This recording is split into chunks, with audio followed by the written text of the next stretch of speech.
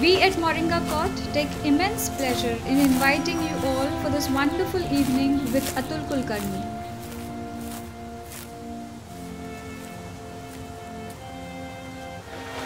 Sir is here.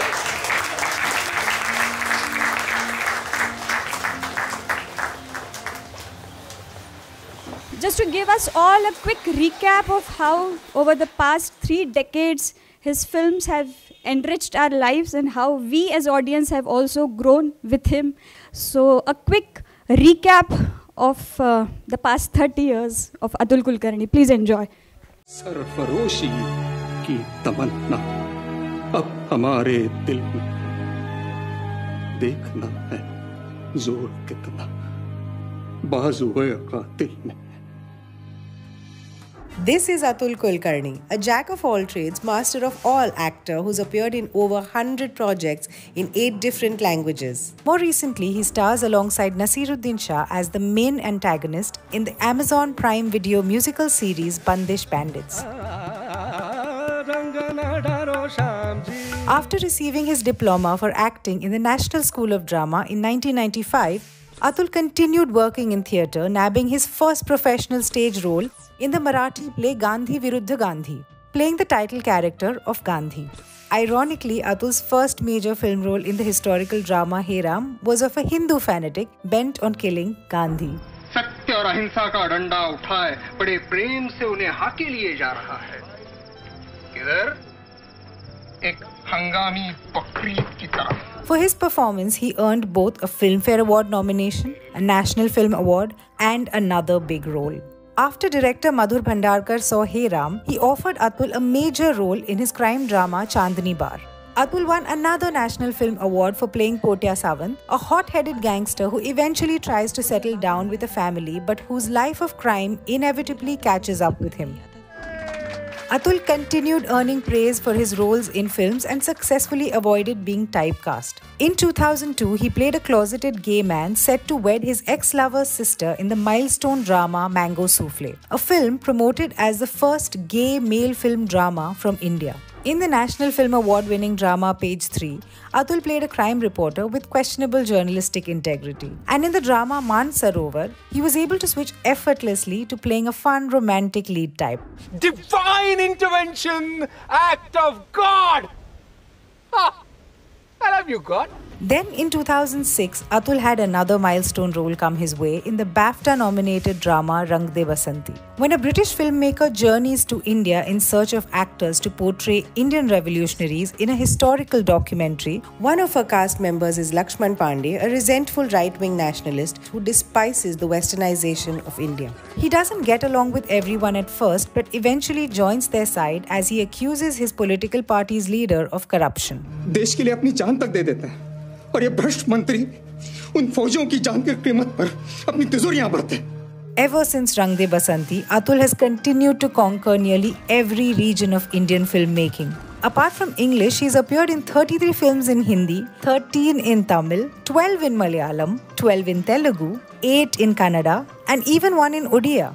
Atul has also done 14 films in his mother tongue of Marathi, including one that he's particularly proud of, the 2010 drama Natarang. Atul went through an extreme physical transformation to play a wrestler who dreams of one day starting a theatre troupe.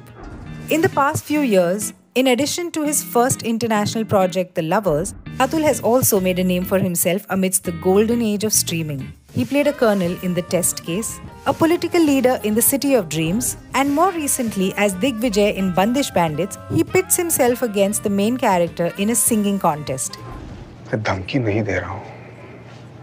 तुम्हें सरेआम बेइज्जत होने से बचाने की कोशिश कर रहा हूँ. Apart from acting, Atul has won a national award for directing theatre. He wrote the screenplay of Lal Singh Chadda, the official Hindi adaptation of Forrest Gump, starring Amir Khan in the title role. And since 2007, he served as the president of Quest, an NGO specializing in enriching the education of underserved children. Atul has said that he only chooses his projects based on the richness of the story. At the end of the day, Atul's own life and career is quite the story in itself. Sir, my question to you is कि you also juggle with so many roles in real life, not on the screen, and so flawlessly well. But which of those you think is the closest to yourself आणि तुम्हाला आझाद feel होणारं real लाईफमधला role तुम्हाला कुठला वाटतो? We start with that. Roles वेगवेगळे profession माझं जे आहे ते सोडून असं तुम्हाला अपेक्षित असावं असं मी गृहीत धरतो आहे. मी करिअरच्या खूप सुरुवातीलाच असं ठरवलेलं होतं की माझं प्रोफेशन हे माझं आयुष्य नाही आहे, हे माझं आयुष्य असता कामा नये, म्हणजे फक्त माझं प्रोफेशन आहे. माझा पहिला मॅनेजर होता, त्याच्याबरोबर पहिल्या मीटिंगमध्ये मी त्याला हे सांगितलेलं होतं की मला 365 दिवस काम करायचं नाही आहे. कारण माझं असं पक्क, एकतर मी माझं प्रोफेशन खूप उशिरा सुरू केलं. मी 30व्या वर्षी मुंबईत आलो. 30व्या वर्षी मी प्रोफेशनल ॲक्टर म्हणून काम सुरू केलं. माझी पहिली फिल्म 35व्या वर्षी होती. त्यामुळे हे मी जे सगळं बोलतो आहे तो एक 35 वर्षाचा माणूस बोलत होता, एक 20-22 वर्षाचा तरुण नाही, हे जरूर ध्यानात ठेवा. परंतु मी असं माझ्या मॅनेजरला सांगितलं की मला 365 दिवस काम करायचं नाही आहे, कारण माझ्या डोक्यात हे पक्कं होतं की माझं प्रोफेशन हे माझं साध्य नाही आहे, ते माझं साधन आहे. आणि मी जो काही मला इतर आयुष्य जगायचं आहे ते जगण्यासाठी म्हणून साधन आहे. आणि मला असं वाटतं की प्रत्येक प्रोफेशनचं तेच काम आहे. गेल्या काही वर्षांमध्ये, गेल्या काही पिढ्यांमध्ये आपल्याला फार वेगळं शिकवलं गेलेलं आहे, फार वेगळं आपण जगायला आपल्याला शिकवलं गेलेलं आहे की प्रोफेशन हेच सक्सेस. प्रोफेशनमध्ये तुम्ही सक्सेस म्हणजे काय? पैसा. प्रोफेशनल सक्सेस म्हणजे परत त्याचंही क्रायटेरिया अत्यंत हे आहे. आपण फार क्लिअर आहोत त्या बाबतीत. एकाच बाबतीत आपल्याला क्लॅरिटी आहे आयुष्यात की पैसा हेच सगळ्यात अल्टिमेट म्हणजे यशस्वीततेचं परिमाण आहे किंवा नाही असं. आणि म्हणून पहिल्यापासूनच माझ्या डोक्यात हे होतं की इतर ज्या गोष्टी आहेत त्याच्याकडे, इतर जे रोल्स आता मॅडम म्हणाल्या तसं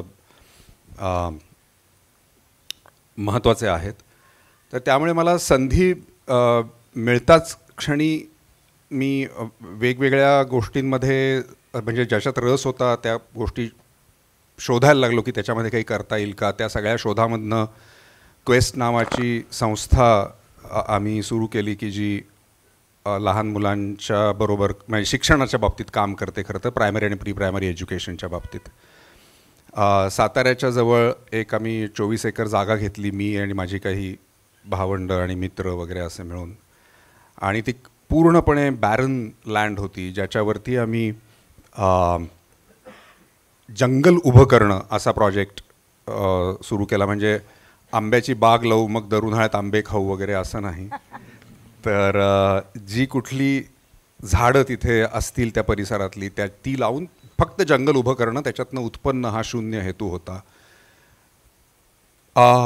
मला वेगवेगळ्या सामाजिक राजकीय विषयांवरती लिहायला बोलायला आवडतं. त्यामुळे जेव्हा जेव्हा मला वाटेल तेव्हा मी लिहायचो. अर्थातच वाचन होतं, प्रवास होता, काहीही न करणं, डुईंग नथिंग हे सुद्धा होतं. सो हे जे सगळे मला असं वाटतं की रोल्स आहेत ते मिळून आयुष्य बनतं. आणि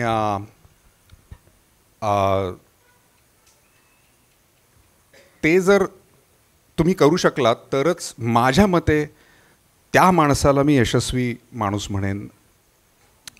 फक्त प्रोफेशन प्रोफेशन करूनच फक्त म्हणजे नथिंग रॉंग इन दॅट, पण स्वतःला जर अडवलं असेल बाकी काही करण्यापासून आणि केवळ प्रोफेशन कारण पैसा कारण मग लोक म्हणतील की मी यशस्वी आहे अशा कारणाने जर कोणी फक्त प्रोफेशन करत असेल आणि त्यात जर माझं नाव गणलं गेलं तर मला ते आवडणार नाही असं मला माहिती होतं. आणि त्यामुळे माझ्या दृष्टीने इतर माझे रोल्स पण तितकेच महत्त्वाचे आहेत जितकं माझं प्रोफेशन महत्त्वाचं आहे. Wonderful, thank you sir. पण असं असलं तरी तुम्ही कुठेही जाता तेव्हा तुमचं जॉबच आधी येतं. Whenever you enter any public sphere people take you as the star or the actor.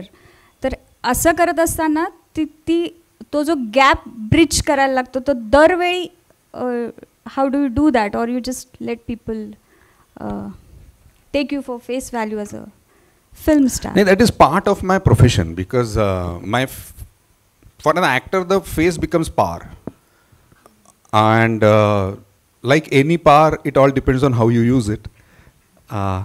So of course I know ki wherever I'll go, most of the places, few people would recognize, and इतका housefull कधीच झालं नव्हतं आमचं court, so we that is the why reason I am asking this question. पण अनेक interview मध्ये ना तुमचं अतुल हे जे नाव आहे तर ते अतुलनीय, अतुल्य असं काम करणारा हा असा महान नट असा उल्लेख केला गेला. अतुल नावाची काही गोष्ट आहे का, किंवा तुम्हाला तुमचं नाव कसं वाटतं? भयंकर इंटरेस्टिंग गोष्ट आहे अतुल या नावाची. माझी आजी, माझ्या वडिलांची आई, माझे आजोबा CA होते, माझ्या वडिलांचे वडील बेळगाव, आणि त्या संपूर्ण परिसरातले पहिले चार्टर्ड अकाउंटंट होते वगैरे वगैरे वगैरे.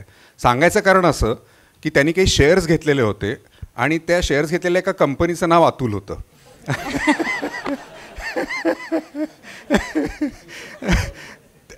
त्या कंपनीचा भाव आता काय ते जाऊन बघायला पाहिजे. त्या माझ्या आजीनी त्या कंपनीचे शेअर्स होते आणि त्यामुळे माझं नाव त्याच्यावरनं अतुल ठेवलं असं मी ऐकलं होतं. सो आणि मग एकदा असं नाव असलं की मग सोपं पडतं पत्रकारांना, की मग असं अतुलनीय, अतुल्य वगैरे वगैरे असं सगळं करायला ते फार सोपं होऊन जातं. त्यामुळे असेल ते. पण I think you need to flow it on you. हे जे काही आहे सगळं ते यू जस्ट नीड टू, म्हणजे त्या वारा गेल्यासारखं तुमच्या अंगावरनं जाऊन द्यावं लागतं. नाही तर मग तुम्ही पाहू शकणार नाही जे तुम्ही बघताय, ना लोकांकडे पाहू शकणार, ना तुम्ही स्वतःकडे पाहू शकाल की तुम्ही खरे काय आहात किंवा काय नाही. आणि त्याचं भान मला असं वाटतं आमच्या क्षेत्रामध्ये प्रत्येकाला हे ठेवायला लागतं. मी नेहमी म्हणतो की आमच्या क्षेत्रामध्ये टॅलेंटपेक्षा टेम्परामेंट हे अत्यंत महत्त्वाचं आहे. It's extremely important. Sunil Gavaskar एकदा म्हणाले होते, जे माझ्या डोक्यात खूप राहिलं होतं, की ते म्हणाले की जाऊन मैदानावरती जेव्हा लाख लोक आजूबाजूला बसलेले आहेत तेव्हा जाऊन तुम्हाला सेंचुरी करायची असेल किंवा बॅटिंग करायची असेल तर टॅलेंटपेक्षा टेम्परामेंट लागतं. It is about that. आणि ते मला असं वाटतं की प्रत्येक प्रोफेशनमध्ये आणि आमच्यासारख्या प्रोफेशनमध्ये की जिथे इतकं तुम्हाला सक्सेस असो किंवा फेल्युअर असो तुम्हाला ते घेण्याची ताकद किंवा एक ठेवावी लागते, त्याला टेम्परामेंटच गरजेचं आहे. आणि I think that training I got very early on because I got to work with such wonderful people right from my first film. आता तुम्ही बघितलं कमलजींबरोबर माझा पहिला सिनेमा केला आणि all the stalwarts that I have worked with, त्यांना खूप जवळनं मला बघता आलं आणि शिकता आलं. 35 वर्ष स्टार आहेत ही मंडळी. Not an easy job. So on the note of star, I think Samir has an interesting question. How would you differentiate a star from an actor and त्यांचे रिस्पेक्टिव्ह प्रिव्हिलेजेस आणि challenges?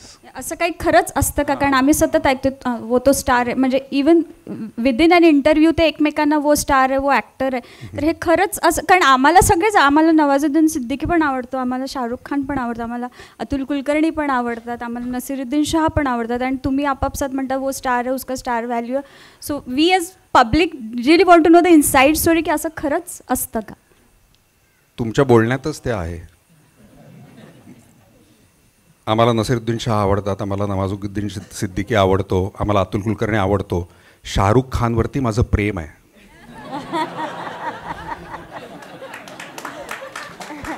Let's not get personal here. It's a public interview. Let's stick to the agenda. मी नेहमी ही definition सांगतो की star तो होतो की ज्याच्यावरती लोकांचं प्रेम असतं. Okay, so that's the definition. सो नटाबद्दल रिस्पेक्ट असतो, स्टारबद्दल प्रेम असतं.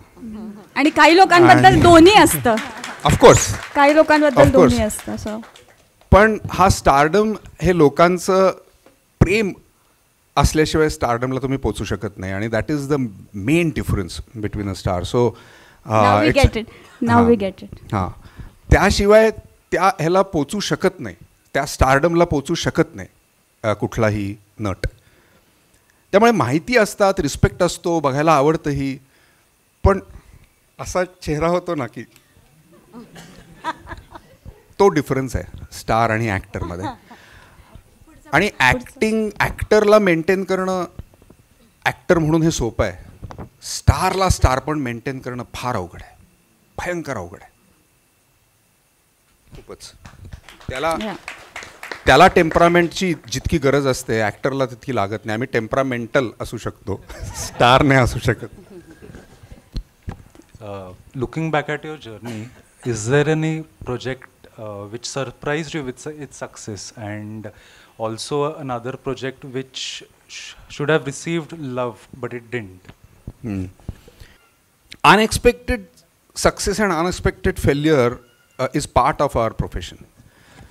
See, I'll tell you one thing. No one starts a film thinking that let us make a bad film. No one starts it. Whoever starts a film thinks that I am going to make the best film ever. And that person, that entire team puts in those kind of efforts in the film. So we all think till the Thursday that we have made a great film. On the Friday, and even if we know inside our heart, that is the answer to your question, that probably the film is not that good, but still we hope that it becomes a hit. Because film, we must understand, is the most expensive art in the world. It's the most expensive art. बाकी सगळ्या कलांना लागणारे पैसे आणि cinema बनवायला लागणारे पैसे ह्याच्यात जमीन आसमानाचा फरक आहे. So lot goes into a film. And that is why we always want every film to work. And out of that, probably 10-20% films work. Even on a good year, in a good year. Bad year चं तर विचारूच नका गेली काही वर्ष. So, my point being that these surprises always come to us. As I said, sometimes we feel that पता नहीं क्या होगा क्या नाही. प्रेमाची गोष्ट नावाचा सिनेमा जो माझा आहे मराठीतला, त्याचं एडिट आणि त्याचा तो फायनल हे बघून आम्ही घरी आलो. मी अत्यंत नर्वस होतो. मला वाटलं अरे यार हे नाही जमली आहे भट्टी, नाही हे होणार वगैरे. रिलीज झाला, superhit, super duper hit. Lalsing माझा अत्यंत जिव्हाळ्याचा सिनेमा आहे. 4 वर्ष लोकांनी अक्षरशः रक्त घाम त्याच्यामध्ये घातला आहे प्रत्येकाने. आमिरचं तर विचारूच नका, नाही चालला. आणि हे अनेक वेळा तुम्ही आता मोठ्या मोठ्या सिनेमांचं मेरा नाम जोकर त्यावेळेला इतका पडला आणि मग नंतर लोक म्हणाले अरे अरे क्लासिक आहे वगैरे वगैरे. प्यासा मला वाटतं कागज के फूल दोन्हीपैकी एक कुठला तरी असाच पडला होता, दांडकन, जो नंतर क्लासिक म्हणून सगळेजण आता बघतात वगैरे वगैरे. So that is fate and we don't know why this happens. We absolute every analysis is in retrospect. There is no real formula. Otherwise all of you would have been doing films instead of your professions. Sir, you did a film in 2003, Mango Souffle. सिनेमामध्ये क्वेअर representation नव्हता त्यावेळेस. As a gay man I use to feel underrepresented in something that I use to really look forward to. I was very happy movie was releasing. कोल्हापुरात release झाला नाही. मी पहिल्यांदा एकटा मुंबईला travel केलो, मित्राच्या घरी राहिलो आणि प्रश्न उभा राहून विचार. So he is an openly gay man. Thank you so much. And he's one of my best buddies to hang out. When you took up that role 15 years before Honorable Supreme Court of India decriminalized homosexuality, when it was a topic which was very stigmatized, were there any challenges in the decision making to accept that role? And were there any challenges in acting the part? Yeah, it was 90% representation, 10%. Oh my God, both of them are having a lovemaking scene in the pool naked, and that was also something that excited me to watch on the big screen. तर challenging होतं का तो decision घेणे की should I accept this role? You know, काही असं होऊ शकत असतं की कोणीतरी काहीतरी त्या फिल्मला बॅन केलं असतं किंवा प्रोटेस्ट झाले असे, जसे दीपा मेहताच्या एका मूवीला झालं, फायरला झाला आय गेस. तर what was the decision making that went through your head to accept that role? आणि रोल करताना काही चॅलेंजेस आले का? Actually when this IMDb film, IMDb is ही जगातली खूप मोठी फिल्मच्या बाबतीतली हे आहे, संस्था आहे, जे ज्यांचं रेटिंग आणि ज्यांच्या फिल्म्स त्यांनी ही जी माझ्यावरती डॉक्युमेंटरी केली, I was so happy that they included Mango Souffle in that. कारण ती तशी काही फार गाजलेली फिल्म नाही आहे, लोकांनी बघितलेली फिल्म नाही आहे, पण ती अमेरिकेत बसून त्या लोकांनी केली फिल्म आणि त्यांनी शोधून मला अख्ख्या त्या या सगळ्या अदरवाईज फेमस फिल्म्स घेतल्या असत्या फक्त वगैरे वगैरे. I was so happy that they did that. To answer your question, I didn't have any doubt. I don't remember having any doubt when I accepted the film. Absolutely no doubt. मनातच असं नाही आलं की अरे हे काय आणि ते काय वगैरे वगैरे. पण फॉर्च्युनेटली त्यावेळेला आपलं पॉलिटिकल आणि सोशल वातावरण पण खूप वेगळं होतं. Let me tell you that. 2003, I mean, it was much before that this country changed so drastically. आणि म्हणजे परवा जावेद साहेब म्हणाले एका इंटरव्ह्यूमध्ये की आता म्हणाले त्या शोलेचा त्या शंकराच्या देवळाचा मागे बसून धरमजी हेमाजींशी बोलतायत वगैरे, ते म्हणाले सीन मी लिहूच शकणार नाही आजच्या आपल्या देशामध्ये. So fortunately I think there was no social or political thing in any of us. We did not think about it personal. I know, पण see there is lot of politics in that ours was a small film. There was Shabana Azmin, Fire and all that. So आणि परदेशातनं आलेली दिग्दर्शिका आणि हे ते वगैरे वगैरे. So there is always politics in that. And पण मुद्दा असा की जरी तसं काही झालं तरीसुद्धा आपण असं नाही एक्सपिरियन्स केलं कोणीतरी जाऊन थिएटरमध्ये फाडलं आणि हे केलं, ठीक आहे असं नाही दाखव, हे असं झाले असतील आणि होत नव्हतं अशा गोष्टी नाही. सॅटॅनिक व्हर्सेस आपल्याकडे पण बॅन झालेलं होतं. सो असं नव्हतं की आपल्याकडे होत नव्हतं, पण there was a scope, there was a window. So it is all about atmosphere. घटना होत असतात प्रत्येक वेळेला, जगाच्या पूर्ण इतिहासामध्ये घटना होत असतात, पण तुम्ही अख्खं वातावरण तसं करताय का ह्याच्यावरती खूप गोष्टी अवलंबून असतात. सो ते नव्हतं तेव्हा, ते वातावरण नव्हतं जरी असं होत असेल तसं. ॲक्च्युली काम करताना yes it was extremely challenging for me to do that. पण महेश दत्तानी जो आमचा दिग्दर्शक आहे त्यांनी एक खूप चांगली गोष्ट केली की त्यांनी एक तर वर्कशॉप्स केले आमच्याबरोबर before we started shooting. And the second thing what he did, I don't know whether there was an intention behind it or not, but he did a photoshoot with us. And ते जेव्हा photoshoot करत होते त्यावेळेला माझं आणि रिंकी खन्ना जी आहे तिचं आणि माझं फोटोशूट झालं. मँगो सुफले हे त्याच्यात तुम्ही ऐकलंच असेल की एक अशा एका गे पुरुषाची गोष्ट आहे की जो ते मान्य करत नाही आहे स्वतःशी आणि दुसऱ्यांशी, आणि ज्या मुलीच्या तो प्रेमात आहे तिच्याच भावाच्या पण प्रेमात आहे आणि तो ते व्यक्त करू शकत नाही वगैरे वगैरे, अशी ती सगळी गोष्ट आहे. तर माझ्या आणि रिंकीचं फोटोशूट झालं. त्याच्यानंतर अंकुर विकल ज्यांनी माझ्या पुरुष प्रेम जे माझं होतं त्याचा रोल केला. आमचं फोटोशूट सुरू झालं. पहिल्यांदी साधं फोटो होता आणि असे हसतो एकमेकांकडे बघून वगैरे वगैरे. मग तो म्हटला आता शर्ट काढा.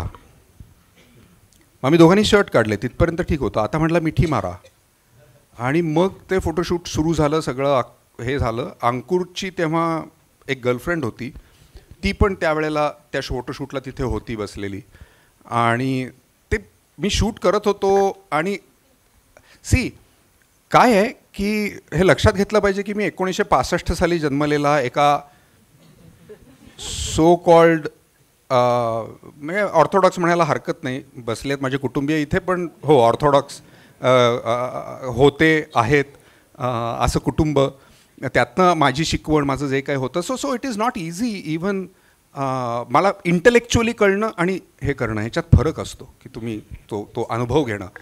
आणि मला हा कधीच अनुभव नव्हता की एका पुरुषाला उघड्या अंगाने सेक्स्च्युअल दृष्टिकोन ठेवून मी, आणि that is why I am fortunate to be an actor. तुम्हाला कोणाला मिळणार आहे का अनुभव? नाही मिळणार आहे, नाही मिळणार आहे. आणि यातनं मी जे शिकलेलो आहे ह्या, आणि असे अनेक, फक्त ह्या सिनेमातनं म्हणत नाही मी, अनेक सिनेमे, एक राईट विंग माणूस असणं हे किती त्रासाचं काम आहे हे मला रोल करूनच कळलेलं आहे.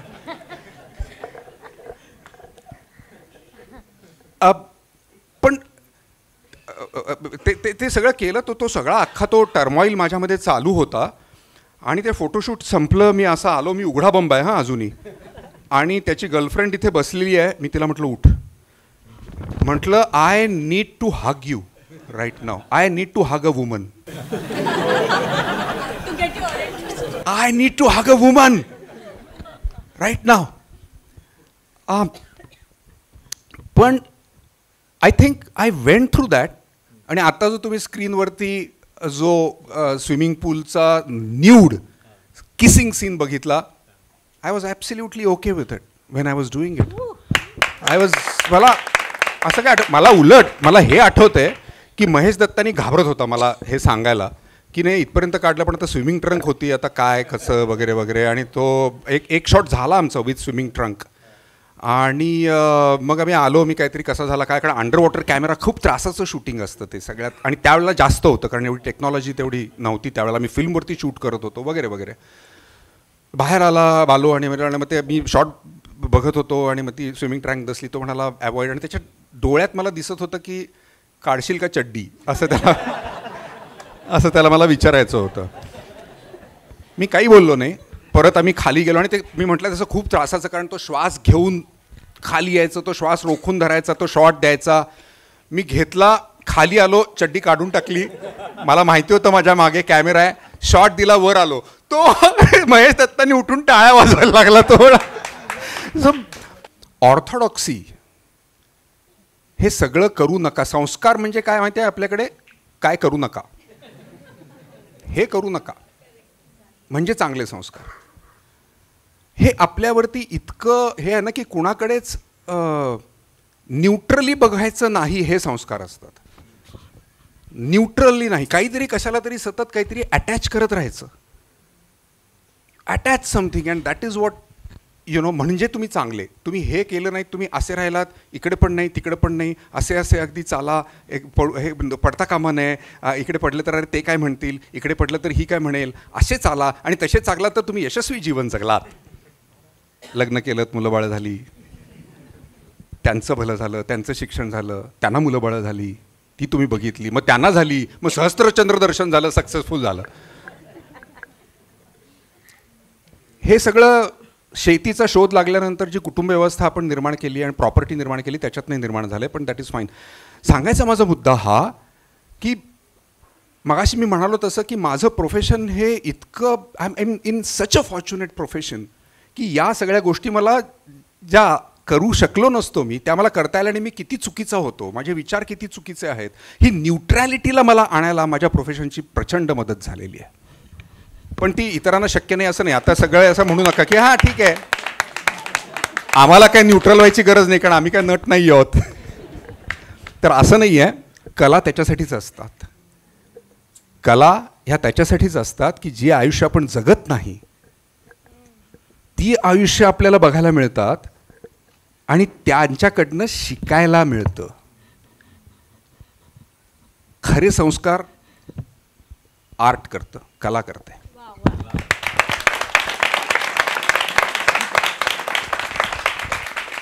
So now coming back to a successful film and a failed film.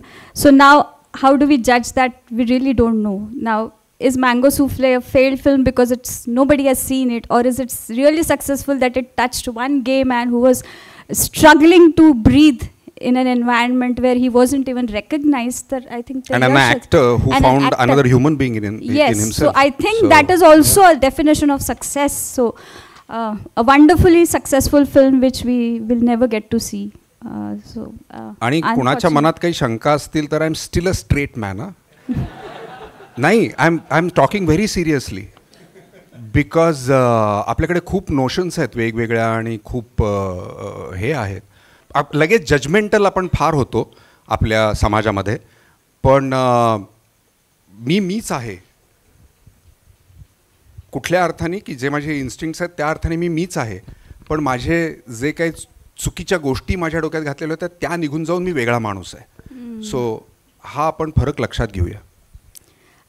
या सगळ्या प्रोसेसमध्ये फेलियर शी डील करणं अवघड असतं का सक्सेसशी? म्हणजे असं काही असतं का की deal, of course we all go through experiences. जसं त्याचा एक्सपिरियन्स आहे तुमचा, एखादा सिनेमा तुम्हाला लाल सिंग चड्डा इतकं रक्त आठवलं but it failed.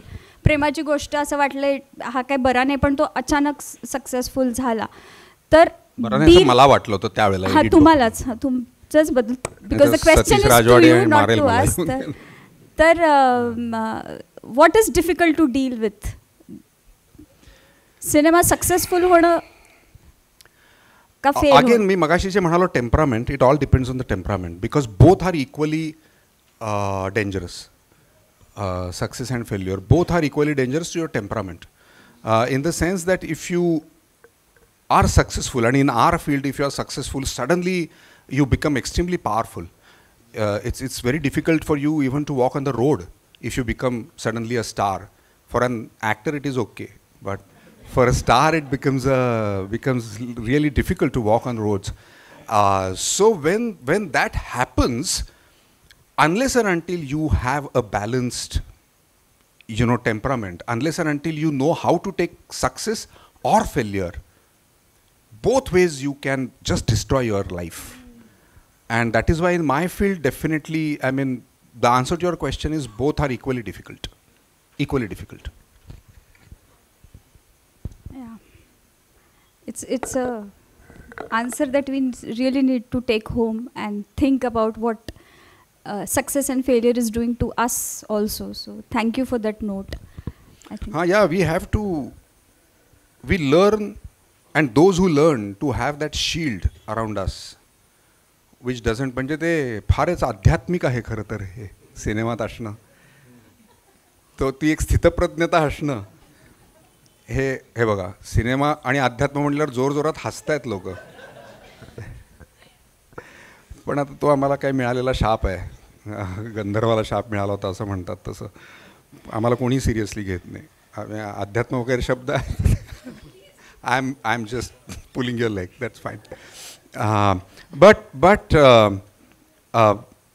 I think we learn to develop, and those who learn to develop this skill to be kind of equanimous, to have that equanimity towards success and failure. Unless until you have that, this field especially is extremely difficult to lead a good life with. पण आता या टप्प्यावर इतका विचार झाला आहे, उलटं सुलटं सगळं करून झालं आहे. म्हणजे जसं की माही आत्ता ऑर्थोडॉक्सीबद्दल सांगितलं, आणि मग त्यानंतर माणूस म्हणून तुम्ही बदलला. तर आणि मघाशी तुम्ही शुक्रवार OTTवर नवीन रिलीज होणारे गोष्टी, त्याचा ताण, याबद्दलचा सुद्धा थोडासा स्पर्श केला. पण आता या टप्प्यावर आता आपण ताणरहित आहोत, आपण आता सेटल आहोत, आणि फार काय गोंधळ नाही होऊ शकत असं वाटतं का? की कसं होतं म्हणजे स्थैर्य? ज्या पद्धतीचं जग आपण निर्माण केलेलं आहे आता, आणि ज्या पद्धतीचा समाज निर्माण केलेला आहे आपण आता, त्याच्यामध्ये स्थैर्य ह्या गोष्टीसाठी पैसा ही एक गोष्ट महत्त्वाची आहे. You can't deny that, depending on the responsibilities that you have, आणि whatever all that thing. So बाकी कशाहीपेक्षा मला असं वाटतं एक आर्थिक स्थैर्य हे तुम्हाला एक पद्धतीचं कामनेस देतो, कम्पेअर्ड टू तुम्हाला अजूनही काय करायचं आहे आणि तुम्ही काय करू इच्छिता ते कधी बदलू शकता. पण मला अजून काहीतरी खूप वस्तू घ्यायच्या आहेत, मला अजूनही बंगले घ्यायचे आहेत, अजूनही गाड्या घ्यायच्या आहेत, असं असेल तर ते मला आर्थिक स्थैर्य कधीच वाटणार नाही, आणि मग मला आत्तासुद्धा ते अस्वस्थता माझी होईल. तर त्यामुळे मला असं वाटतं की ते त्या माणसांच्या व्याख्येवरती अवलंबून आहे, definitions. And all of us we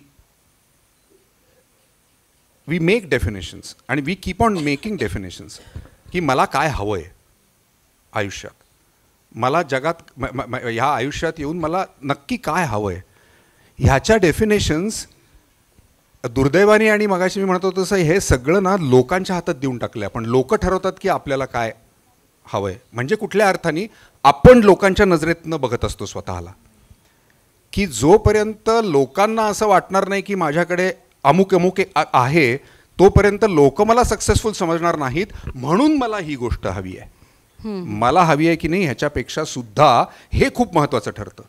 आणि हे फक्त पैशांच्या बाबतीत नाही आहे, ते जे काही मी मगाशी टिकमार्क्स म्हणत होतो त्या सगळ्या त्या टिकमार्क्सच्या बाबतीत आहे. 1 million फॉलोअर्स ऑन इंस्टाग्राम. हां, तिथपर्यंत ते आता पोहोचलेलं आहे की त्यामध्ये सुद्धा सक्सेस दडलेला आहे. पण हे ठरवतं कोण? हे लोकांना मी कसा वाटतो आहे किंवा मी कशी वाटते आहे ह्याच्यावरती आपण ते नेऊन ठेवलेलं आहे. आणि त्यामुळे तुमच्या प्रश्नाचं उत्तर असं आहे की हे खूप वैयक्तिक आहे आत्ता माझ्यासाठी. माझ्या जबाबदाऱ्या आता ऑलमोस्ट सगळ्या संपलेल्या आहेत. माझी आई आहे 81-82 वर्षाची. माझ्या दृष्टीने ती माझी त्या अर्थी शेवटची जबाबदारी आहे. तिचा मृत्यू झाला की मला वाटत नाही की मला फार बंधनात ठेवणारं काही आहे त्या अर्थाने, जबाबदारी या अर्थाने. बाकी एकदा रोहिणी भाटे ज्या आहेत, महेश एलकुंचवारांनी हे मला सांगितलं होतं. ते म्हणाले की ते रोहिणी भाटेच्या नर्तिका आहेत, नृत्य करतात. त्यांना एकदा विचारलं, नाव चुकत नसेल तर त्यांच्याबद्दलच ते बोलत होते. ते म्हणाले की त्यांना विचारलं की काय रोहिणीताई, तुम्ही जे ठरवून ह्या क्षेत्रात आला होतात ते तुम्हाला मिळालं? ते 2 मिनटं थांबल्या. त्या म्हणाल्या मी काही मिळवायला आलेच नव्हते. अरे मी काही मिळवायला आलेच नव्हते इथे. तर अर्थात ती स्टेज त्या अर्थाने माझी आली असं मला म्हणायचं नाही आहे. पण मी अर्थातच आलो इकडे फेम मिळवण्यासाठी. ह्यासाठी आलो की मला दुसरं काही येत नव्हतं. एवढंच एक येत होतं, त्यामुळे दुसरा इलाज नव्हता, म्हणूनही मी इथे आलो. पण मी आलो, टिकलो, माझ्या नशिबाने मला यश मिळालं वगैरे वगैरे. पण आत्ता माझ्या मनात तुम्ही तसं म्हणत असाल की काही मिळवायच्या दृष्टीने स्ट्रगल आहे का किंवा काही एन्झायटी त्या अर्थाने आहे का, तर मला नाही वाटत तितक्या प्रमाणात आहे. आय एम कंटेंटेड असं मला वाटतं आत्ता तरी. आणि आता मृत्यू या शब्दाचा उच्चार झाला तर इच्छा मृत्यू या विषयाचे तुम्ही पाठीराखे आहात. विद्या बाळ सारख्या अनेक माणसांनी त्याबद्दल खूप सांगून म्हणून ठेवलंय. आणि आपल्या देशात त्यासाठी म्हणजे इच्छा मरणासाठी किंवा दया मरण सिनेमा पण केला होता त्याच्यावरती, सुखांत नावाचा. तर त्याबद्दल तुमच्या मनात म्हणजे मृत्यू या विषयाबद्दल कधी समोरचा वेगळा मृत्यू पाहून धडधडलं, भीती वाटली किंवा आपल्या जवळच्या काही माणसांचे मृत्यू पाहिल्यावर काही मनात गोंधळ झाला? आणि शिवाय युथनेशिया हा विषय जो तुम्ही हाताळलात, तर या निमित्तानं तुम्हाला त्याबद्दल काही सांगायचं आहे का? आपल्याकडे खूप मोठ्या फिलॉसॉफर आहेत, विमला ठकार. त्यांच्या एका पुस्तकाचं नाव आहे प्रयाणोत्सव. वा वा वा. प्रयाणोत्सव. एकच गोष्ट, रादर 2 गोष्टी सत्य आहेत, बाकी सगळं झूट आहे. काही तुम्ही डिस्कशन करा, काही करा, काही ह्याला करा. आपण मरणार आहोत आणि आपण डिट्रिओरेट होऊन मरणार आहोत, फिजिकली, मेंटली, इमोशनली. ह्या 2च गोष्टी सत्य आहेत जर तुम्ही नॅचरल डेथ तुमची असेल तर. बाकी सगळ्याला व्हेरिएबल्स आहेत, ह्याला काही व्हेरिएबल नाही आहे. Unless of course we are not talking about accidental death or काहीतरी वेगळाच आजार होऊन, तर that we are not talking about that. आपण जनरल एक ह्याच्याबद्दल बोलतो आहे. पण परत तेच आहे, मला असं वाटतं ही कुटुंब नावाची जी व्यवस्था आपण तयार करण्याचा घाट घातला ना 10,000 वर्षापूर्वी, ही त्याची पिलावळ आहे सगळी. की हे जर सगळं टिकवायचं असेल, मला तेच नेहमी हे का करता, म्हणजे इतका काय म्हणूया त्याला आपण आता, विरोधाभास आहे ना, की कुणी गेलं की हलकल्लोळ, रडारड, भयंकर दुःख, ह्याव त्याव वगैरे वगैरे, आणि बसून वाचायचं काय गीता. त्याच्यात सांगितलं काय की अरे हे तर नश्वर आहे, जाणारच आहे, बदललं, कपडे बदलल्यासारखं वाचायचं ते, पण रडायचं धाय मोकलून. आपल्याकडे ना अध्यात्माच्या इयत्ता नाही आहेत असं माझं मत आहे. इयत्ता आहेत, फिलॉसॉफीच्या इयत्ता असतात. आणि मला असं वाटतं की धर्म, जात, रिच्युअल्स ह्यांचं कामच हे आहे की तुम्हाला खालच्या इयत्तेत ठेवायचं. त्यांचं कामच ते आहे. कारण तुम्ही वरच्या इयत्तेत गेला की तुम्हाला हे सगळं किती मानवनिर्मित आहे हे कळणार आहे. धर्म ही संकल्पना, देव ही संकल्पना, जात, कर्मकांड, ह्या सगळ्या संकल्पना ह्या किती मानवनिर्मित आहेत आणि त्या पॉवर ग्रॅब करण्यासाठी, स्त्रियांवर कंट्रोल ठेवण्यासाठी वगैरे वगैरे गोष्टींसाठी ह्या कशा निर्माण झाल्या हे तुम्हाला एकदा कळायला लागल्यानंतर, आणि ते नको असतं, मग पॉवर राहील कशी? सो ह्या सगळ्या गोष्टींचं मुळात कामच हे आहे. आणि अध्यात्माचं सुद्धा कसं करतात, हे प्राप्त होणं शक्यच नाही.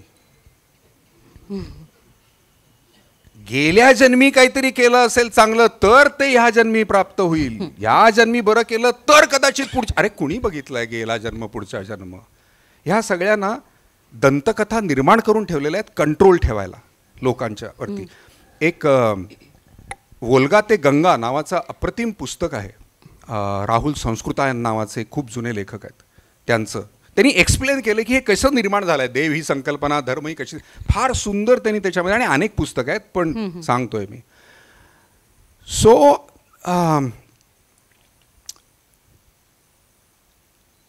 मृत्यूकडे अशा पद्धतीने बघून, म्हणजे मी सांगत असं होतो की कुटुंब वगैरे सगळी व्यवस्था निर्माण केल्यामुळे ना, श्राद्ध मग ते त्यांना आठवत राहा, त्यांना विसरलो तरी त्यांना हे करत राहा सतत, कारण विसरणारच आहोत आपण माणूस गेल्यानंतर, पण विसरू द्यायचं नाही, कारण विसरू दिलं तर कुटुंब व्यवस्था टिकणार कशी, ती पॉवर राहणार कशी, हे त्यातलं राजकारण आहे. आणि त्यामुळे मृत्यूकडे आनंदाने बघायला आपल्याला शिकवलेलं नाही, हा मूळ मुद्दा आहे. एक इनएव्हिटेबिलिटी म्हणून आपल्याला बघायला शिकवलेलं नाही आहे. वरवर सगळं ठीक आहे, तुम्ही आत्ता 10 दाखले देतील लोक, नाही नाही ह्यांनी तसं म्हणून ठेवलंय, त्यांनी तसं म्हणून ठेवलंय, पण अरे ते आपल्या मूळ संस्कारामध्ये उतरू दिलंय का? खरंय. मोठी माणसं जरा मृत्यू असं बोलायचं नाही, चुप, अरे का बोलायचं नाही? आत्ता कदाचित माझ्या मामाला बसून वाईट वाटलं असेल की म्हणाल असेल की माझी आई मृत्यू पावल्यानंतर असं म्हटल्यानंतर त्याला अरे बापरे असं काय बोलतोय, असं झालं असेल, तिचा सख्खा भाऊ बसला समोर माझ्या आईचा, पण हे सत्य आहे, ती मरणार आहे आणि ती मेल्यानंतर माझी जबाबदारी संपणार आहे, हे सत्य आहे. तर ही जी काही पुटं चढवलेली आहेत ना आपल्यावरती, मला असं वाटतं की ती काढणं हेच मेन काम आहे आपलं. आणि तेच मला असं वाटतं की कला साहित्य ह्यांचंही काम आहे, योग्य साहित्य आणि योग्य कलांचं. जरा खूप हेवी झालं सर. तांबडा पांढरा आवडतो खायला, काय खायला आवडतं ते जरा? व्हेज तर जेव्हा त्या शेळीचा मृत्यू झाला, तांबडा, मी वातावरण जरा लाईट करायचा प्रयत्न करते सर. असं मामा वगैरे आलेलं तुम्ही असं एकदम गंभीर वळणावर नेऊ नका, अजून बऱ्याच गप्पा मारायच्यात आपल्याला, लोक उठून जायला नको आहेत सर प्लीज. नाही, मला असं माझा अनुभव आहे, कोल्हापूरला आले की काय आवडतं खायला? जितकं तुम्ही खरं बोलाल तितकं लोक एंटरटेन होतात असं माझं मत आहे.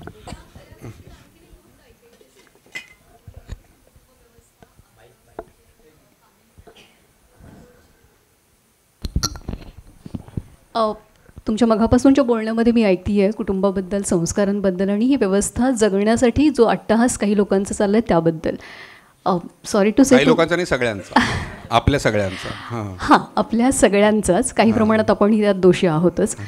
तर आडनाव कुलकर्णी आहे तुमचं आणि 65चं बर्थ, तुमची आई, बाबा बरेच तुमचे, तुम्ही मगाशी सांगितलं तसं फेमस पर्सनॅलिटी, आणि आजोळ कोल्हापूर, बेळगाव कोल्हापूर. सो ते प्रिव्हिलेज होतं या सगळ्या जर्नीमध्ये तुम्हाला त्यांचं, की तुम्हालाही काय संघर्ष करावा लागला होता, ऐकायला आवडेल सर. जरूर उत्तर देतो. तांबडा पांढरा काय? तांबडा पांढरा काय आवडतो? हां, मला पांढरा जास्त आवडतो. मग तिखटाकडे थोडंसं कमी काय म्हणूया ओढा आहे. कमी तिखट तांबडा रस्ता आवडतो आणि पांढरा आवडतो. पण मटन, चिकन फर्स्ट क्लास सगळंच. अप्रतिम. किती प्राणी खाल्ले, किती प्रकारचे प्राणी आजपर्यंत? सॉरी मामा, पण हे काढायला पाहिजे, काय काय त्यांनी केले हे आज तुम्हाला कळणार आहे. तर येस, मी जलचरात बोट, वायुचरात विमान, चतुष्पादामध्ये टेबल आणि द्विपादामध्ये माणूस, हे सोडून सगळं खाल्लेलं आहे. डेंजरस. हलू नका, शांत बसा, टेबल सारखे बसा. Never know. तुम्ही सतत म्हणता की माझं प्रोफेशन हे माझं लाईफ नाही आहे आणि सक्सेसफुल लाईफची डेफिनेशन वगैरे. तर आता गेली 30 वर्ष तुमचे मित्र आहेत तिघही, 3 खान, ते अक्षरशः रूल करतात फिल्म इंडस्ट्रीवर. Do you consider them successful and which of them is your favourite and why? अशीच उत्सुकता तांडली ठेवून आपण ह्यांच्या प्रश्नाचं उत्तर देऊ. सॉरी.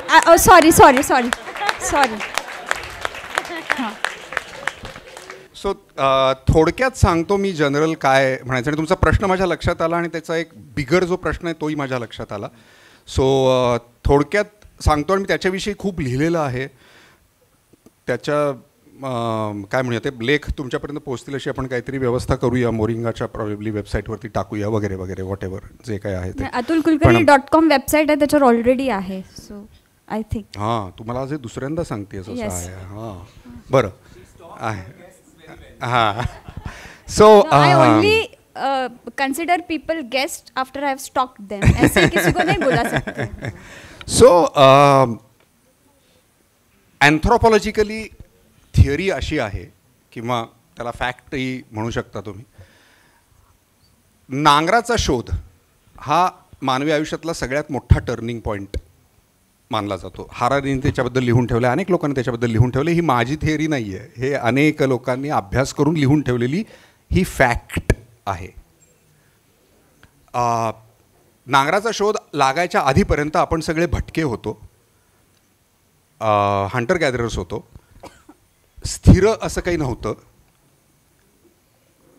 मानवी संबंधांच्या बाबतीत बोलायचं झालं तर फक्त आईला माहिती होतं की हे तिचं मूल आहे, आणि तेही काही वर्षांपर्यंत माहिती असायचं.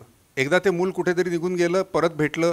इडिपस नावाचं प्रसिद्ध नाटक तुम्ही ग्रीक वाचलं असेल तर ते एक आई काही वर्षानंतर तिला मुलगा भेटतो, त्याच्यात ती प्रेमात पडते. ह्याचं नाटक आहे ते, इडिपस कॉम्प्लेक्ससुद्धा त्याला सायकोलॉजीमध्ये म्हणतात. सो ह्या पद्धतीने आपण जगत होतो आणि सुखेनैव जगत होतो. अँथ्रोपॉलॉजिस्टनी हे शोधून काढलेलं आहे की माणूस सगळ्यात सुखी हा हंटर गॅदरर असताना होता, असं त्यांनी शोधून काढलेलं आहे. एनिवे, नांगराचा शोध लागला. नांगराचा शोध लागल्यानंतर सगळ्यात मोठ्या 2-4 गोष्टी झाल्या.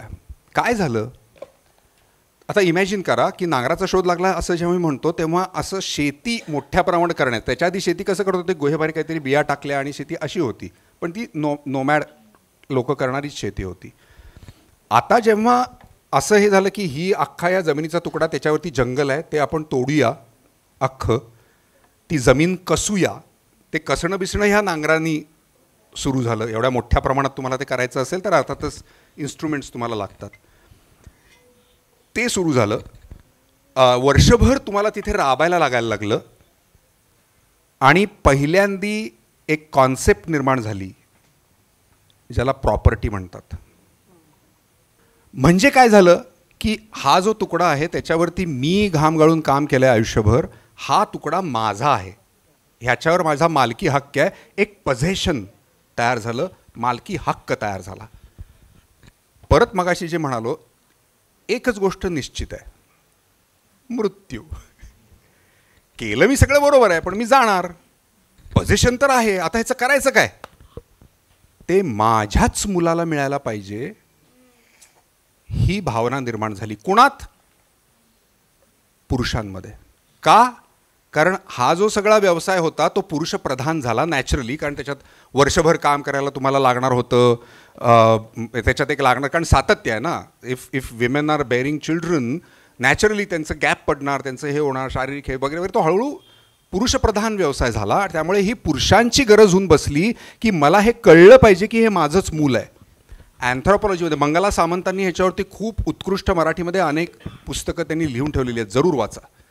त्याच्यात म्हणजे अँथ्रोपॉलॉजीमध्ये हे लिहून ठेवले लोकांनी की सेक्स आणि मूल होणं ह्याच्यामध्ये संबंध आहे हे माणसाला कित्येक हजार वर्ष कळलं नव्हतं की ह्याच्यात काही संबंध आहे. सो ही जेव्हा पुरुषांची ही गरज निर्माण झाली त्यावेळेला एकच गोष्ट पॉसिबल होती हे कळायला, स्त्रियांना कंट्रोल करा, नाहीतर शक्यच नाही आहे तुम्हाला कळणं की हे तुमचं स्पोर आहे. आणि स्त्रियांना एकदा कंट्रोल करायचं असं ठरल्यानंतर मग सगळे उपाय त्याच्या बाबतीत वापरले गेले. म्हणजे धाक दपटशापासून, मोरॅलिटी त्याला चिकटवण्यापासून, धर्म त्याच्यात, कर्मकांड त्याच्यात, सगळं जे जे काही होतं पॉसिबल ते सगळं त्याच्यामध्ये आलं. ती कुटुंब व्यवस्थेची सुरुवात होती. आणि म्हणजे ह्या पद्धतीच्या की मग रिलेशन, की मग माझा मुलगा, मग नॅचरली माझी मुलगी, मग ते बऱ्याच ठिकाणी त्याच्यात खूप वेगवेगळे ट्रान्झिशन्स आहेत. मी अगदी तुम्हाला फास्ट आणि ह्यांनी सांगतो, पण त्याच्यात खूप मध्ये अधे खूप गोष्टी झाल्या, वेगवेगळ्या गोष्टी झाल्या वगैरे वगैरे वगैरे. सो अभ्यासकांनी ह्याच्यावरती लिहून ठेवलं आहे, जरूर वाचा. मी खूप तुम्हाला मधलं काढून झिस सांगतोय. सो असंच झालं असं तुम्ही धरू नकात गृहीत एका फटक्यात.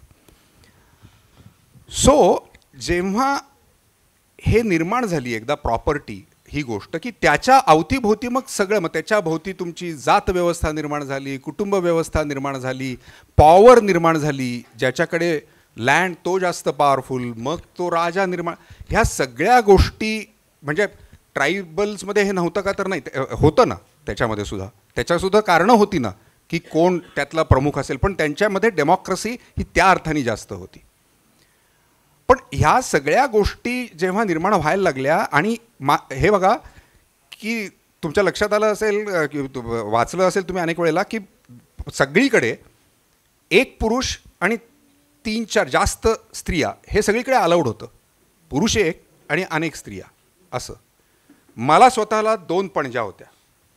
मी 10वीत हा ना रे पणजी गेली तेव्हा मी 16 हां, तर तोपर्यंत मी दोन्ही पणज्या शेजारी शेजारी राहत होत्या आणि मला स्वतःला 2 पणज्या होत्या आणि व्यवस्थित ऑफिशियल हे होतं. अशी अलीकडची पर्यंतची ही गोष्ट आहे.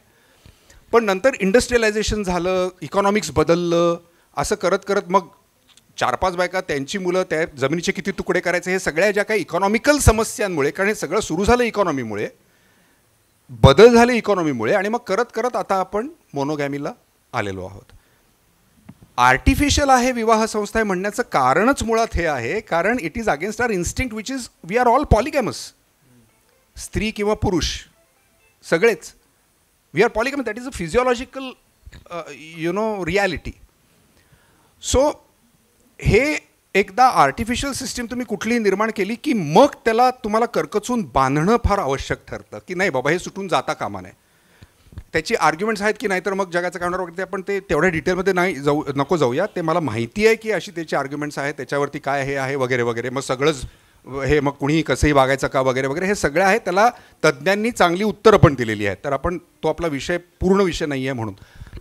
पण मुद्दा असा आहे की ह्यातनं ह्या सगळ्या गोष्टी तयार झाल्या. तुम्ही जे आडनाव कुलकर्णी आहे ह्याच्यातून तुम्हाला जे सांगायचं होतं, इंडिकेट करायचं होतं, ते यातनंच निर्माण झालेलं आहे.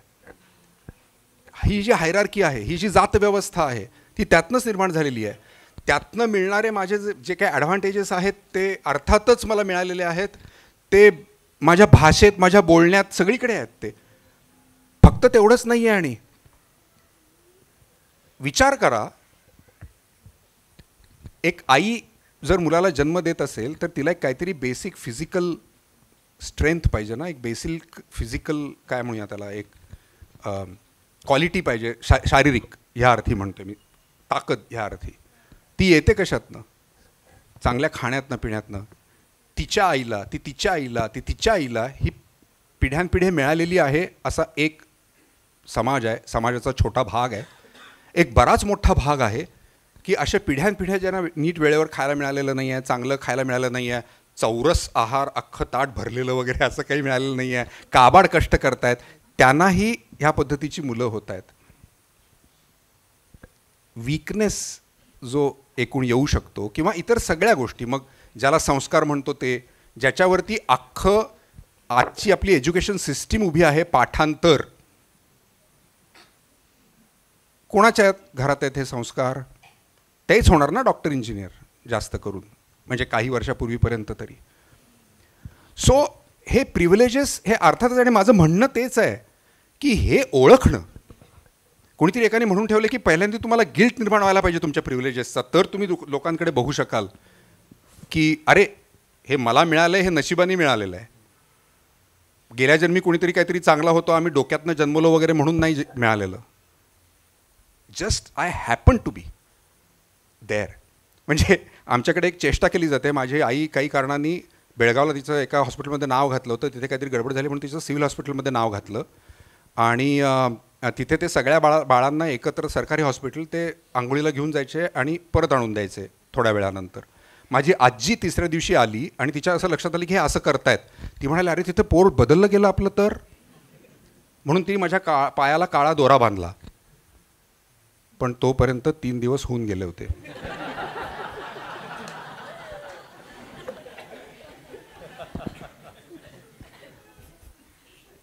सांगायचा माझा मुद्दा असा की दीज आर ॲक्सिडेंट्स.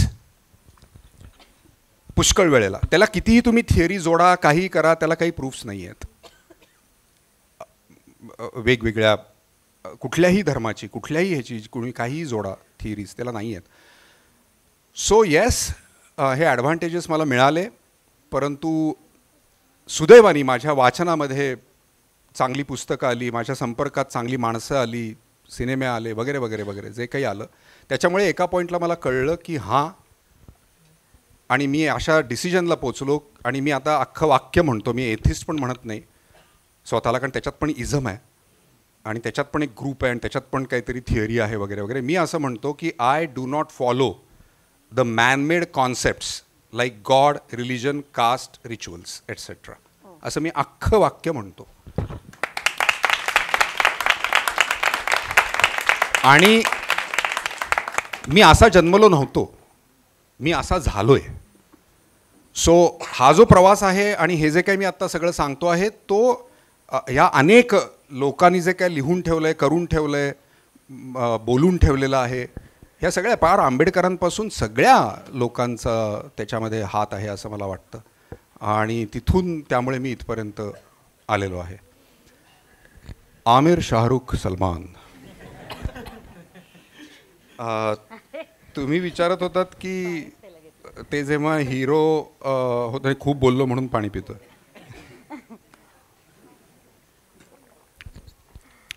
कमाल आहे, कारण तिघेही 65 सालचे आहेत, 60 वर्षाचे आम्ही सगळेच होऊ 2025 साली, ह्या वर्षी.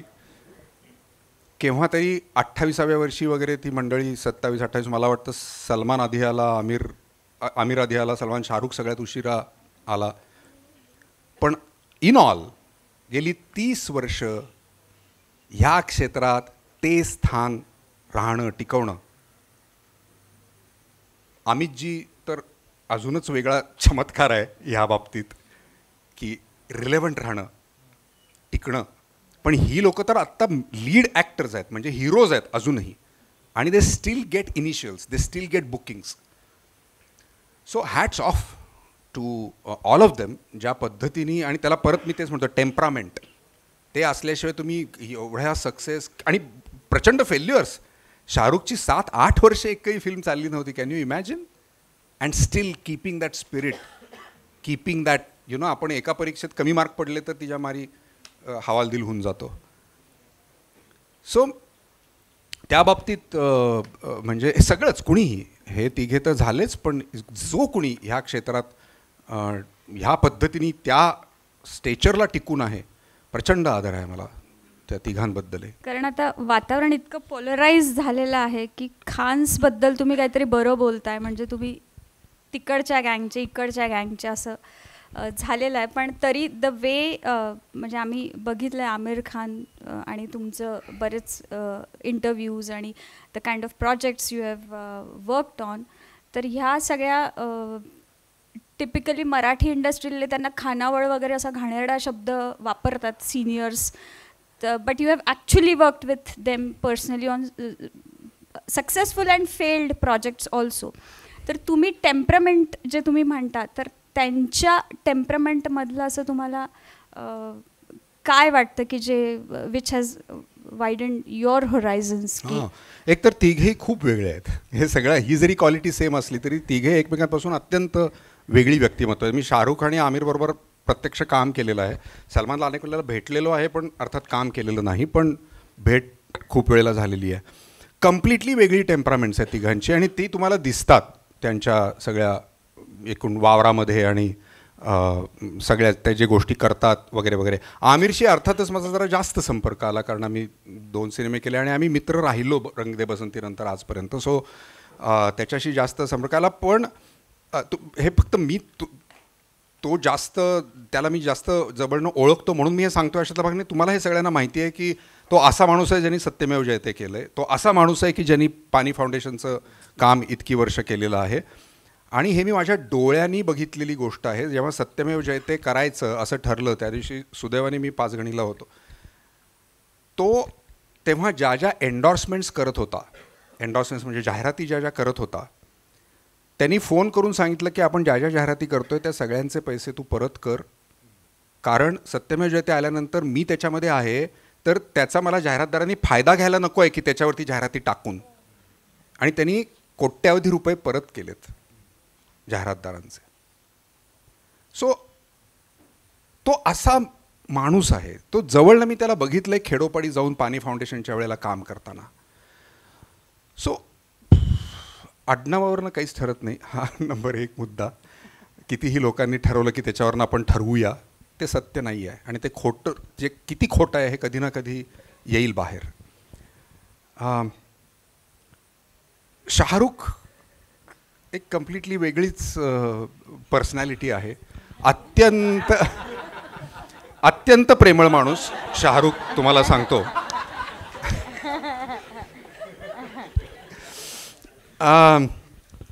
खरंच खूप खूप खूप दिलदार आणि अत्यंत प्रेमळ आणि खरोखर प्रेमळ माणूस आहे तो.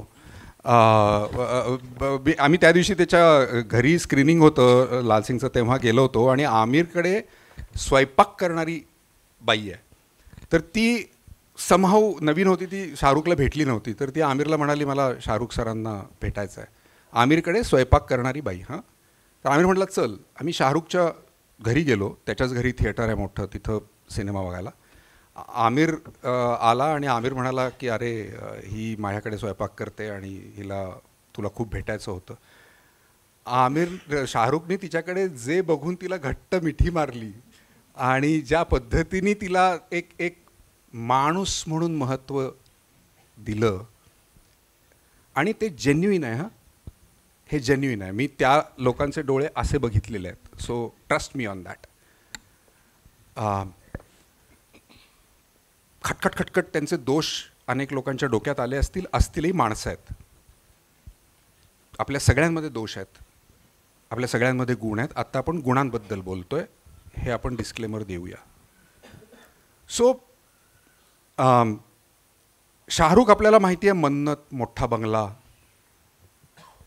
त्यांनी एका इंटरव्ह्यूमध्ये, मला तर फार त्याची गंमत वाटते, तो ज्या पद्धतीने कॅपिटलिझम प्रोजेक्ट करतो. परत जज करत नाही आहोत आपण, पण तो ज्या पद्धतीने प्रोजेक्ट करतो, म्हणाला की people ask, new actors, stars ask me that when can I buy my first BMW. प्रश्न बघा, when can I buy my first BMW. आणि देन ही आन्सर्स की मी असं सांगतो की नाही तुम्ही कष्ट करायला पाहिजे, ते करायला पाहिजे. आणि अत्यंत कष्टाळू माणूस आहे, भयंकर कष्टाळू माणूस आहे शाहरुख. सगळेच आहेत त्या, म्हणूनच तिथे आहेत ते. पण हे एक काय म्हणूया की जे त्याचं प्रोजेक्शन आहे, तो त्या ह्याचा माणूस आहे. आणि तेच त्याच्या जेस्चरमध्ये पण येतं. अरे मी मोठा, तो म्हणतोय मी बादशाह, मी स्टार, मी. So he is symbol of that. आमिरचं घर, आय एम द बेस्ट असं तो म्हणतो. सो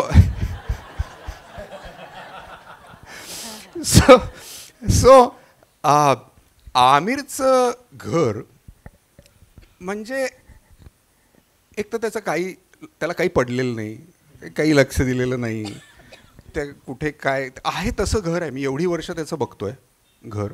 त्याचं वडील, आई वडील, म्हणजे तो जो लहानपणापासून तो ज्या बिल्डिंगमध्ये राहतोय तिथेच तो राहतोय, त्याच घरामध्ये, किंवा त्याच्या खालच्या त्याची आई 2 मजले वर राहते, तिथे तो कदाचित राहत असं. पण आता जे काही त्याचं घर आहे तिथेच तो राहतो आहे, तसाच राहतो आहे, त्याला काहीच त्याचं हे नाही. सो चांगलं वाईट हा मुद्दा नाही, आपण लगेच मध्यमवर्गीय निष्कर्षाला कळवूया, अरे अरे म्हणजे आमिर डायरेक्ट नाही, त्यालाही ताकद लागते हे प्रेझेंट करायला.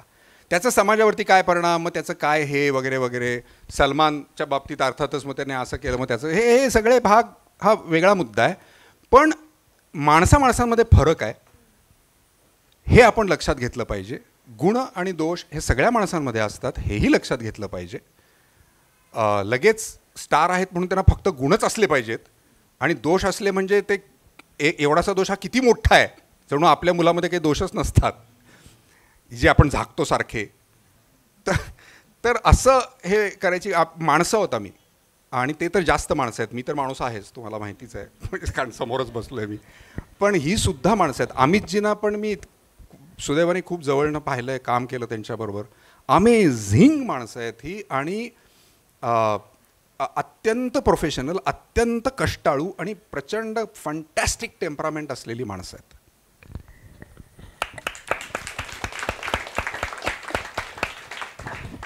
For the beautiful people behind the stars we so love. आपण प्रिव्हिलेजबद्दल मगाशी बोललो, पुरुष असण्याचा प्रिव्हिलेज. आता नटरंग सिनेमाचा विषय तर यायलाच हवा की त्यात नट म्हणून काम करताना आंतरिक प्रवास जो घडला दोन्ही कॅरेक्टरमध्ये, एक पैलवान आणि एक नाच्या, तर आतून काय काय घडत होतं त्यावेळी? मला नेहमी नटरंगाच्या बाबतीत वाटत आले की ती कलाकाराची जरी गोष्ट असली बाहेरनं, तरी ती जेंडर पॉलिटिक्सबद्दलची फिल्म आहे. म्हणजे पुरुष म्हणजे काय ह्याचे जे आपल्या समाजाने दिलेले ठोकताळे आहेत, तो कसा बसला पाहिजे, तो कसा चालला पाहिजे, याचे ठोकताळे आहेत. स्त्री म्हणजे कशी असली पाहिजे, कशी बसली पाहिजे, कशी वागली पाहिजे, काय बोलली पाहिजे, ह्याचे एक ठोकताळे आहेत.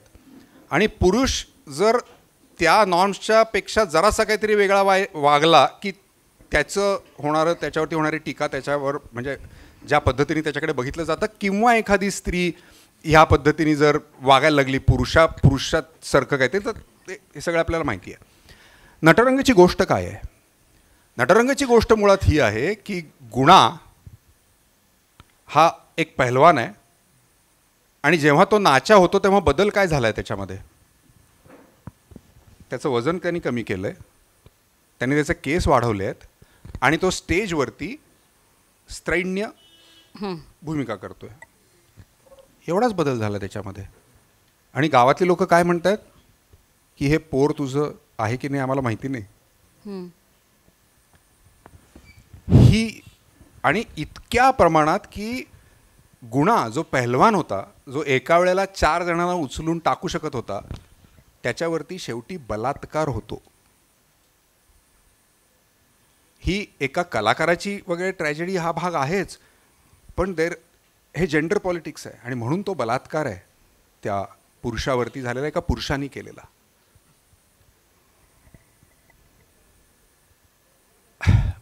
माझी आठवण अशी की मी अर्थातच कोल्हापूरच्या जवळच त्याचं शूटिंग करत होतो, आणि कोल्हापूरमध्येच होतो मी त्यावेळेला. शूट करत असतानाची घटना आहे बरं का.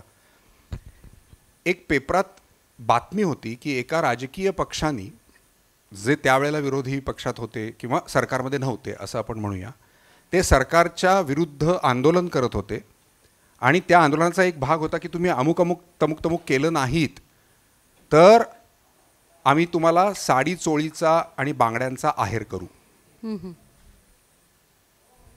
म्हणजे काय की तुम्ही ना करते आहात, तुम्ही स्त्री आहात, बांगड्याभर. किती सहज म्हटलं जातं हे. फौजदारी गुन्हा व्हायला पाहिजे ना खरं तर हा, असं म्हणणं हे की साडीचोळीचा आहेर करू. आणि हे म्हणजे आंदोलन म्हणून हे करतो आपण, बांगड्या भरायला देतो तुम्हाला, हे आंदोलन म्हणून करतो आपण. आपण जाहीरपणे म्हणतोय की तुम्ही नाकारते आहात, तुम्ही काम केलं नाही आणि तुम्ही यात म्हणून तुम्ही बांगड्या भरा. अरे नटरंग त्याबद्दलची गोष्ट आहे. आणि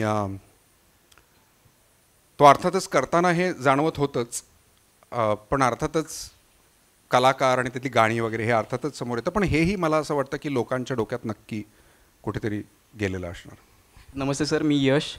मी याच ऑफिसमध्ये सकाळी 10 ते रात्री 8 मन लावून काम करतो. 10 ते 8 मन लावून असं का सांगावं असं वाटलं रे? सर आणि मॅम बसलेत ना. आणि आधी वेळा का सांगाव्याशा वाटल्या तुला? सांगतोय पुढे येतं. आणि हिरवळ या शब्दाचे जे प्रामुख्याने 2 समाजमान्य अर्थ आहेत, त्यातला आमच्या नशिबी हा एकच आहे, ही झाडं बिडं जी आहेत.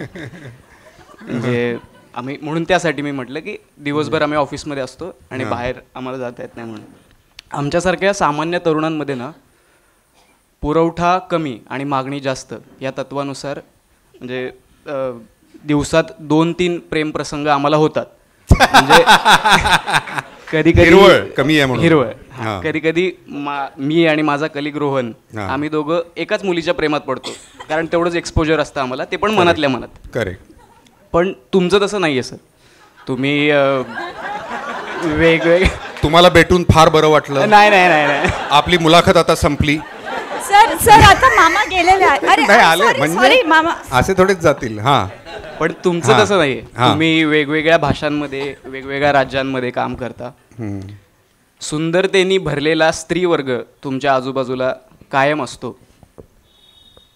तुम्हाला किती वेळा प्रेम झाली सर? आणि तुम्ही किती वेळा प्रेमात पडलात? प्रेमाच्या गोष्टी म्हणजे अगदी हिरोईनीपासनं, आधी हिरोईनी फक्त असायच्या, आता डिरेक्टर, आर्ट डिरेक्टर, असा सगळा क्रू हा सुंदरतेने तुमच्या आजूबाजूला असतो. तुमच्या प्रेम प्रसंगांबद्दल तुम्ही प्रेमात पडताना सुंदरता हाच क्रायटेरिया बघताय? अजून तरुण आहे सर तो. म्हणून काय झालं? नाही हिरवळ का नाहीये त्याचा शोध घेण्याचा प्रयत्न करतोय मी. सुंदर सगळ्या म्हणजे स्वभावात असेल, फक्त दिसणंच असं नाही, स्वभाव पण असू शकतो. म्हणजे आता किती वेळेला पडलोय वगैरे हे आपण काय म्हणूया की ह्याची उत्तरं आहेत आणि ते नंबर वगैरे हा सगळा भाग झालाच, कारण प्रेमात पडायला काय लागतं सर? वेगवेगळ्या वयातलं प्रेम वेगवेगळं होतं का? करेक्ट, तेच मी सांगतोय की मी काही वर्षांपूर्वी असं एक विधान केलं होतं की I have lost the capacity to love. मी ती ताकद गमावून बसलेलो आहे प्रेमात पडण्याची. आणि लव आणि प्रेम हे जेव्हा मी म्हणतोय त्याला एक अवतरण चिन्ह आहे असं लक्षात घ्या. हे जनरल नाही आहे.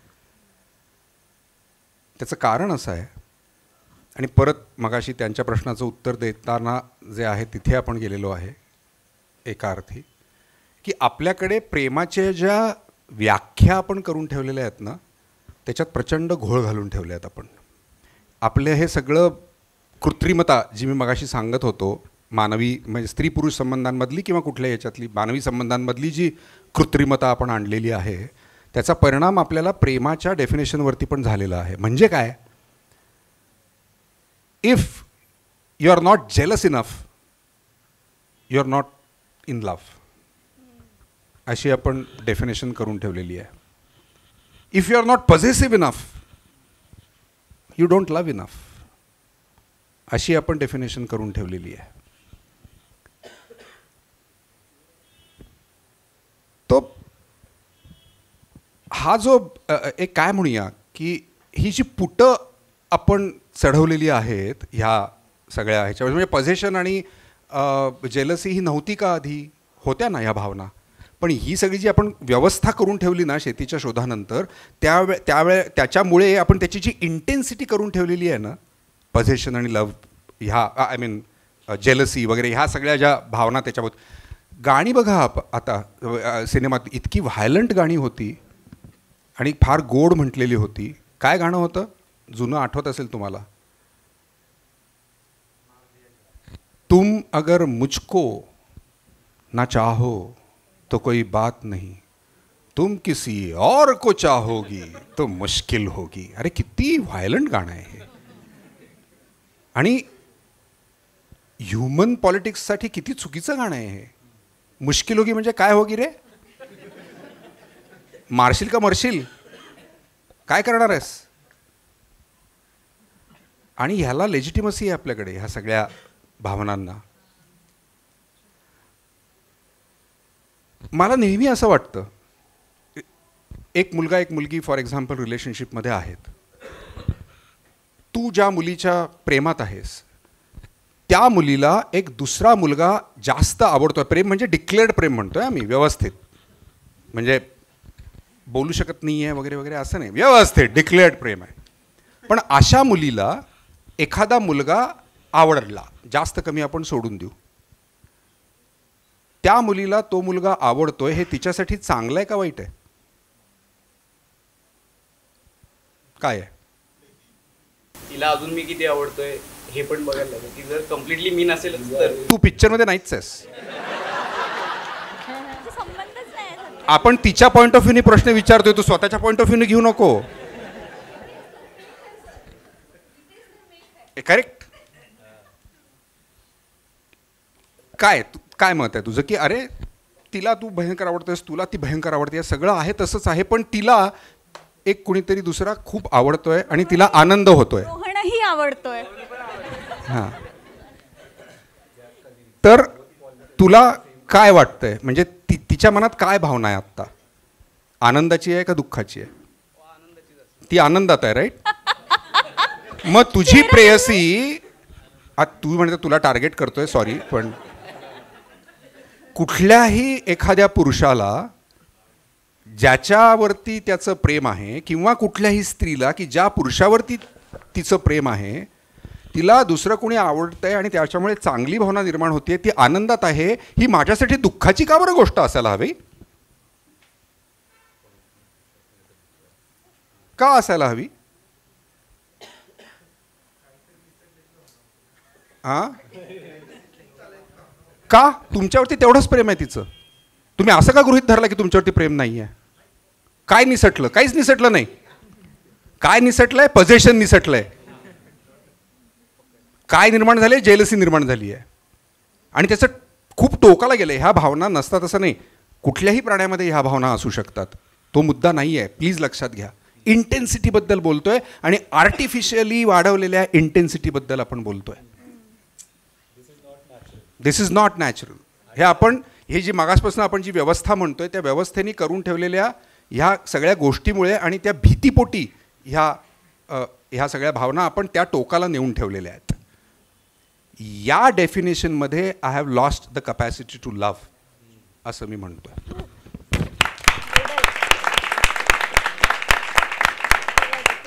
I cannot love if my wife is falling in love with someone else, and if I cannot celebrate it, I am not in love. But that has actually expanded your capacity to love. But that's what I'm saying. But are we talking about love? Are we talking under the definition of love that we have generally now? So म्हणण्याचा मुद्दा असा आहे, तुझ्या प्रश्नाचं उत्तर असं आहे की, म्हणजे माझ्या बाबतीत म्हणतोय मी की ह्या अर्थाने मी प्रेम नाही करू शकत, हे मला कळून चुकलं खूप आधीच सुदैवाने माझ्या. त्यामुळे मी प्रेमात पडलोय का ह्याचं उत्तर माझ्याकडे नाही असं आहे. या अर्थाने मी कोणाच्याही प्रेमात पडू शकत नाही. I have lost the capacity to do that. And बाकी राहिला प्रश्न की काय करायचं आता, 10 ते 8, 2च फुलं, 8 पक्षी,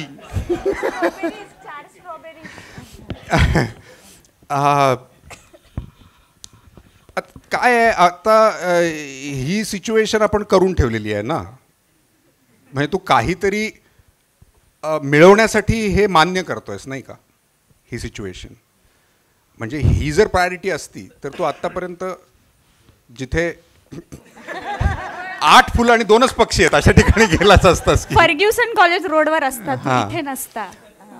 पण before we see a movie on this kind of love where a partner celebrates their partner finding joy in finding. Whenever Jayawant Dalvi has written an excellent play called, written a novel called अंधारच्या पारंब्या on this, ज्याचं barrister नावाचं नाटक होतं, ते मला प्रचंड आवडतं. ते ह्या गोष्टीसाठी, ते बॅरिस्टर तिथे बसून त्याच्याकडे भाडेकरू असतो, त्याच्या बायको, काय सुंदर बायको आहे हो तुमची, असं तो बसून सांगतो. हे जे फ्रीडम आहे, हा जो एक हे आहे, तो जेव्हा कोणी कुठलाही डिरेक्टर रायटर त्यावेळेला हा सिनेमा होईल. आय थिंक प्रेमाची गोष्ट मध्ये ते थोडंसं आलेलं आहे. येस, आणि मी त्या सीनसाठी सिनेमा हो म्हणालो, कारण त्याची बायको येऊन त्याला सांगते की तुला कळते का लेका, सोड आपलं, तुझं तिच्यावरती प्रेम आहे, जा. त्याची बायको येऊन त्याला सांगते. मी तो सीन वाचला आणि मी कुठेतरी शूट करत होतो दुसऱ्या गावामध्ये. मी सतीशला फोन केला आणि त्याने मला 1 पेजर काहीतरी पाठवलं होतं. आणि पहिली गोष्ट होती आणि शेवटी हे होतं की त्याची बायको येते त्याच्यापाशी, जो त्यांचा डिवोर्स चालला आहे आणि ते डिवोर्स म्हणजे होतोय वगैरे वगैरे. आणि ती त्याला येऊन म्हणते, अरे लेका तुला कळत नाही आहे, तू तिच्या प्रेमात पडलाय, जा तिच्याकडे. ही बायको येऊन सांगते त्याला. I said I am doing this film, 100% I am doing this film.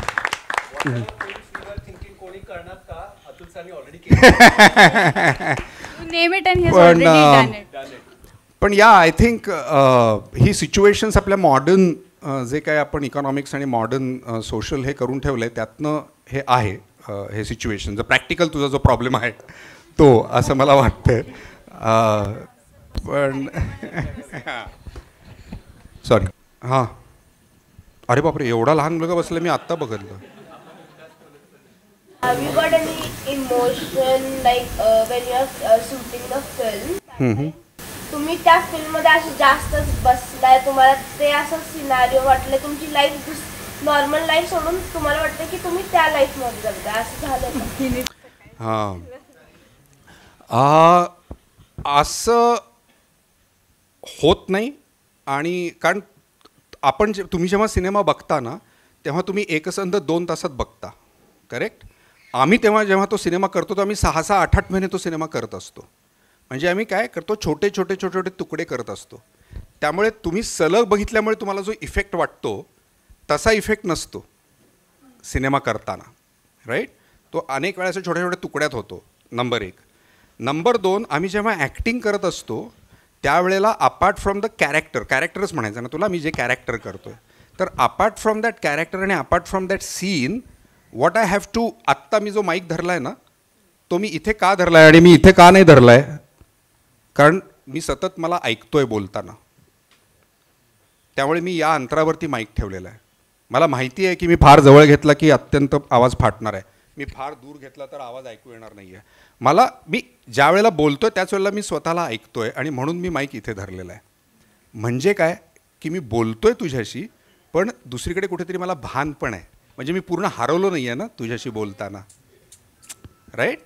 So हेच आम्हाला सिनेमात पण करायला लागतं. म्हणजे आत्ता मला तुझ्याकडे बघत असताना मला माहिती आहे की हा लाईट माझ्यावरती इकडनं पडतोय. मला सिनेमात सीन करताना पण लक्षात ठेवावं लागतं की अरे इथे लाईट लावला आहे, मी जर इकडे तोंड केलं तर मी दिसणार नाही, इथे कॅमेरा आहे, दिसणार नाही. आत्ता मी करता चूक केली ना, मी इकडे बघितलं, माझा माईक इथेच राहिला, आवाज कमी झाला. सो हे सगळं भान आम्हाला ठेवायला लागतं.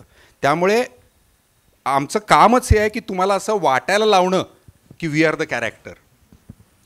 आमचं काम आहे ते की you should feel, not us. We should be able to know each and everything around us. We have to be conscious. So तसंच झालं असं होत नाही. कधीतरी एखाद्या वेळेला होतं, तुम्ही फार इंटेन्स सीन करत असताना वगैरे वगैरे, पण ते क्षणापुरतं असतं. म्हणजे माणूस त्यामुळे बदलत नाही. आपण बाकीच्यांना पण चान्स देऊया. हां, थँक्यू. हॅलो सर, इथे in reference to the concept which was spoken of, म्हणजे आत्ता जे ते म्हणाले की अशी कुठली मूवी आहे का ज्याच्यावर एक partner is very wilfully giving away his partner. अशी एक सिरीज मी कालच बघितली, मॉडर्न लव्ह, नेटफ्लिक्सवर जे आहे, त्यातली चेन्नई सिरीज जी आहे त्याच्यामधला I think 5th or 6th episode was based on that. So if anybody wants to watch, y'all can watch. नाही, आता तर खूपच मॉडर्न ह्याच्यामध्ये इतकं सगळं बदलत चाललंय आणि फॉर गुड. पण ते एका स्ट्राटामध्ये बदलत चाललंय आणि तो खूप छोटा स्ट्राटा आहे. बरोबर. सो ते जगात बदलत चाललंय का समाजात बदलत चाललंय का, तर नाही. खूप छोटा स्ट्राटा आहे की ज्याच्यामध्ये ह्या गोष्टी होत आहेत की माझ्या बायकोच्या लग्नाला मी जातोय आणि त्या लग्नाची अरेंजमेंट करतोय दुसऱ्या लग्नाची. So it's such a beautiful thing, it should happen. पण खूप छोटा स्टार्ट आहे. अजून माझा प्रश्न एक होता, कसं असतंय, जसं यश म्हणाला तसं, म्हणजे falling into love is easy, but at this age we are like, म्हणजे 25-26 वर्षाचं असेपर्यंत आपले रिलेशनशिप चालू असतात, ब्रेकअप्स होतात. आणि बऱ्यापैकी आता आमच्या जनरेशनची लोक अशी आहेत who have gone through, I would not say suffered, who have gone through 2 to 3 breakups आणि now they are pushed into the concept of marriage by their family members. म्हणजे असं होत चाललं आहे की घरातले खूप इमोशनल ब्लॅकमेल करतात किंवा काय की आता लग्न झालं पाहिजे आणि you have crossed certain age आणि गोष्टी सगळ्या वेळच्या वेळी झाल्या पाहिजेत असं म्हणून. आणि because undergoing all that is a big trauma. कारण आज सकाळचं तुमचं जे सेशन झालं त्याच्यामध्ये तुम्ही जे बोललात की आपण हळूहळू खूप वर्षानुवर्ष बदलत असतो. म्हणजे even I was considered a very sweet girl in my family, जी घरातल्यांचं सगळं ऐकते, देवाचं वगैरे सगळं करते. पण with time I have changed. आणि आता माझ्याकडून हे एक्सपेक्ट केलं जातं की मी एका अरेंज मॅरेज सेटअपमध्ये पडावं वेअर म्हणजे I don't say it is wrong, right people meet right people and things. ऑफिसमधून आल्यावर गरम गरम भाकरी थाप्याव्या. एक्झॅक्टली. किंवा म्हणजे ते ऑफिस करता पण बाकीच्या सगळ्या ड्युटीज माझ्या अगदी व्यवस्थित झाल्या पाहिजेत as a wife or say as a daughter in law. Where as काय होतं की because my profession demands a lot. म्हणजे आता माझी आई माझ्या आजीनी खूप 10 ते 8 तिचंही ऑफिस 10 ते 8च असतं. पण हा घरी गेला की टीव्ही समोर पाय पसरून बसू शकतो, तिला स्वयंपाकघरात जायला जर माझं लग्न आणि सध्या तर मी अजून फॉर्च्युनेट आहे की माझी आई आजी ठीक आहे लग्न कर म्हणून पाठ लागलेत पण they are still okay with it. पण समजा उद्या लग्न झालं then I will not be given this freedom to work म्हणजे फुल टाइम. आणि हे होत राहणार की मला दोन्हीकडे माझे फोकस नाही मेंटेन करता येणार. जसं मी आत्ता फोकस्ड आहे माझ्या प्रोफेशनवर, I would not be able to give my 100% to my family maybe. आणि because of these issues only I have heard of many divorce cases amongst my friends, very close school friends. And this is all affecting somehow most of the girls in the society. म्हणजे आता त्या खूप भीतीच्या ह्याच्यात आहेत की आपण चुकीच्या माणसाबरोबर पडण्यापेक्षा लग्न न केलेलं बरं. तर अशी थोडीफार सिच्युएशन झाली की हे आम्हाला कळतंय पण आम्ही पेरेंट्सना कन्व्हिन्स करू शकत नाही आहे किंवा कन्वे करू शकत नाही. आणि त्यांना धमकी दिली जाते आत्ता नाही केली तर म्हातारपणी एकटी राहशील, लोनलीनेसचं काय करशील, पुढे तुला कोण बघणार. So all this is a very big scam, and if you would like to put some light on it, yes, if you would like to put some light on it. Unfortunately ना, म्हणजे तेच म्हटलं की काय झालंय ना की सध्या कचाट्यात सापडलेले आहोत आपण सगळेच. म्हणजे फक्त मुलींचा हा नॅचरली जास्त प्रॉब्लेम आहे आणि अर्थातच मुलांचा पण. हे जे करून ठेवलं ना मी म्हणालो मोनोगॅमी आणि हे सगळी जी व्यवस्था त्याचं आता आपल्याला का, कारण स्त्रियांना आता जास्त स्वातंत्र्य मिळायला लागले म्हणून. आमची नाही का 50 वर्ष लग्न टिकली, अरे हो टिकणारच, कारण एक तुमचा म्हणजे काय सिटिझनच नव्हता जवळजवळ, तुम्ही एक माणूसच नाही अशा पद्धतीने ठेवल्यानंतर टिकणारच आहे की लग्न. टिकणं म्हणजे डिवोर्स न होणं म्हणजे टिकणं का, तर त्याला टिकणं म्हणत नाहीत ना. पण अर्थातच हा बॅलन्स म्हणण्यापेक्षा जो हा काय म्हणूया एक कोण वर कोण खाली हा जो की स्टेटस को होता तो अर्थातच चॅलेंज झाल्यामुळे, आणि तो चॅलेंज होतोय अजूनही, त्याच्यात बदल होत आहेत वगैरे हे सगळं होत आहे. त्यामुळे ह्या सगळ्या ट्रान्झिशनल फेजेस आहेत आणि त्याही परत एकदा काही स्ट्राटामध्ये आहेत. आपण परत हे लक्षात घेऊया सगळेजण की समाजाचा प्रचंड मोठा एक क्रॉस सेक्शन आहे ज्याच्यामध्ये आपण टिचभर 5% सुद्धा नाही आहोत की जे असं बसून बोलतोय आणि असं बोलू शकतोय आणि we can afford to kind of intellectually हे. सो ते आपण ध्यानात घेऊया, त्याचं भान ठेवूया. प्रचंड मोठा वर्ग आहे की त्यांना ह्याचं हे पण नाही आहे. कोविडमध्ये आमच्या भागामध्ये, आदिवासी भागामध्ये शाळा बंद झाल्या म्हणून इतक्या मोठ्या प्रमाणात बालविवाह झालेले आहेत. आत्ता 6वीमध्ये असणारी पोरगी कोविडनंतर हातात बाळ घेऊन होती, 6वी 7वीत असणाऱ्या पोरी, इतक्या प्रमाणात हे झाले. सो एनिवे त्याचं भान ठेवूया इतकंच माझं म्हणणं आहे. सो आणि गोची काय झाली आहे माहिती आहे, गेल्या काही वर्षांमध्ये ज्या प्रमाणामध्ये स्त्रियांनी लीप घेतलेली आहे ना, कारण त्या मुळातच मागे होत्या, तर स्त्रिया इथून इथे गेल्या असतील तर पुरुष इथून इथे गेलेत फक्त, एवढंच. त्यांच्यात फार काही होऊ शकलंच नाही आहे, कारण they are already in a advantageous position, very comfortable position. जी आता पोरी चॅलेंज करतायत, ती चॅलेंज होती आहे पोझिशन. सो सी, हे एक ओव्हरऑल झालं की ह्या असं बदल होतो आहे आणि त्याच्यात काही पिढ्या काही वेळेला सफर होणार, मग त्यातनं काही म्हणजे काय म्हणूया त्याला एक मेटामॉर्फोसिस होणार वगैरे वगैरे, ह्या सगळ्या गोष्टी आहेत. हा फार जनरल फिलॉसॉफिकल हे झालं.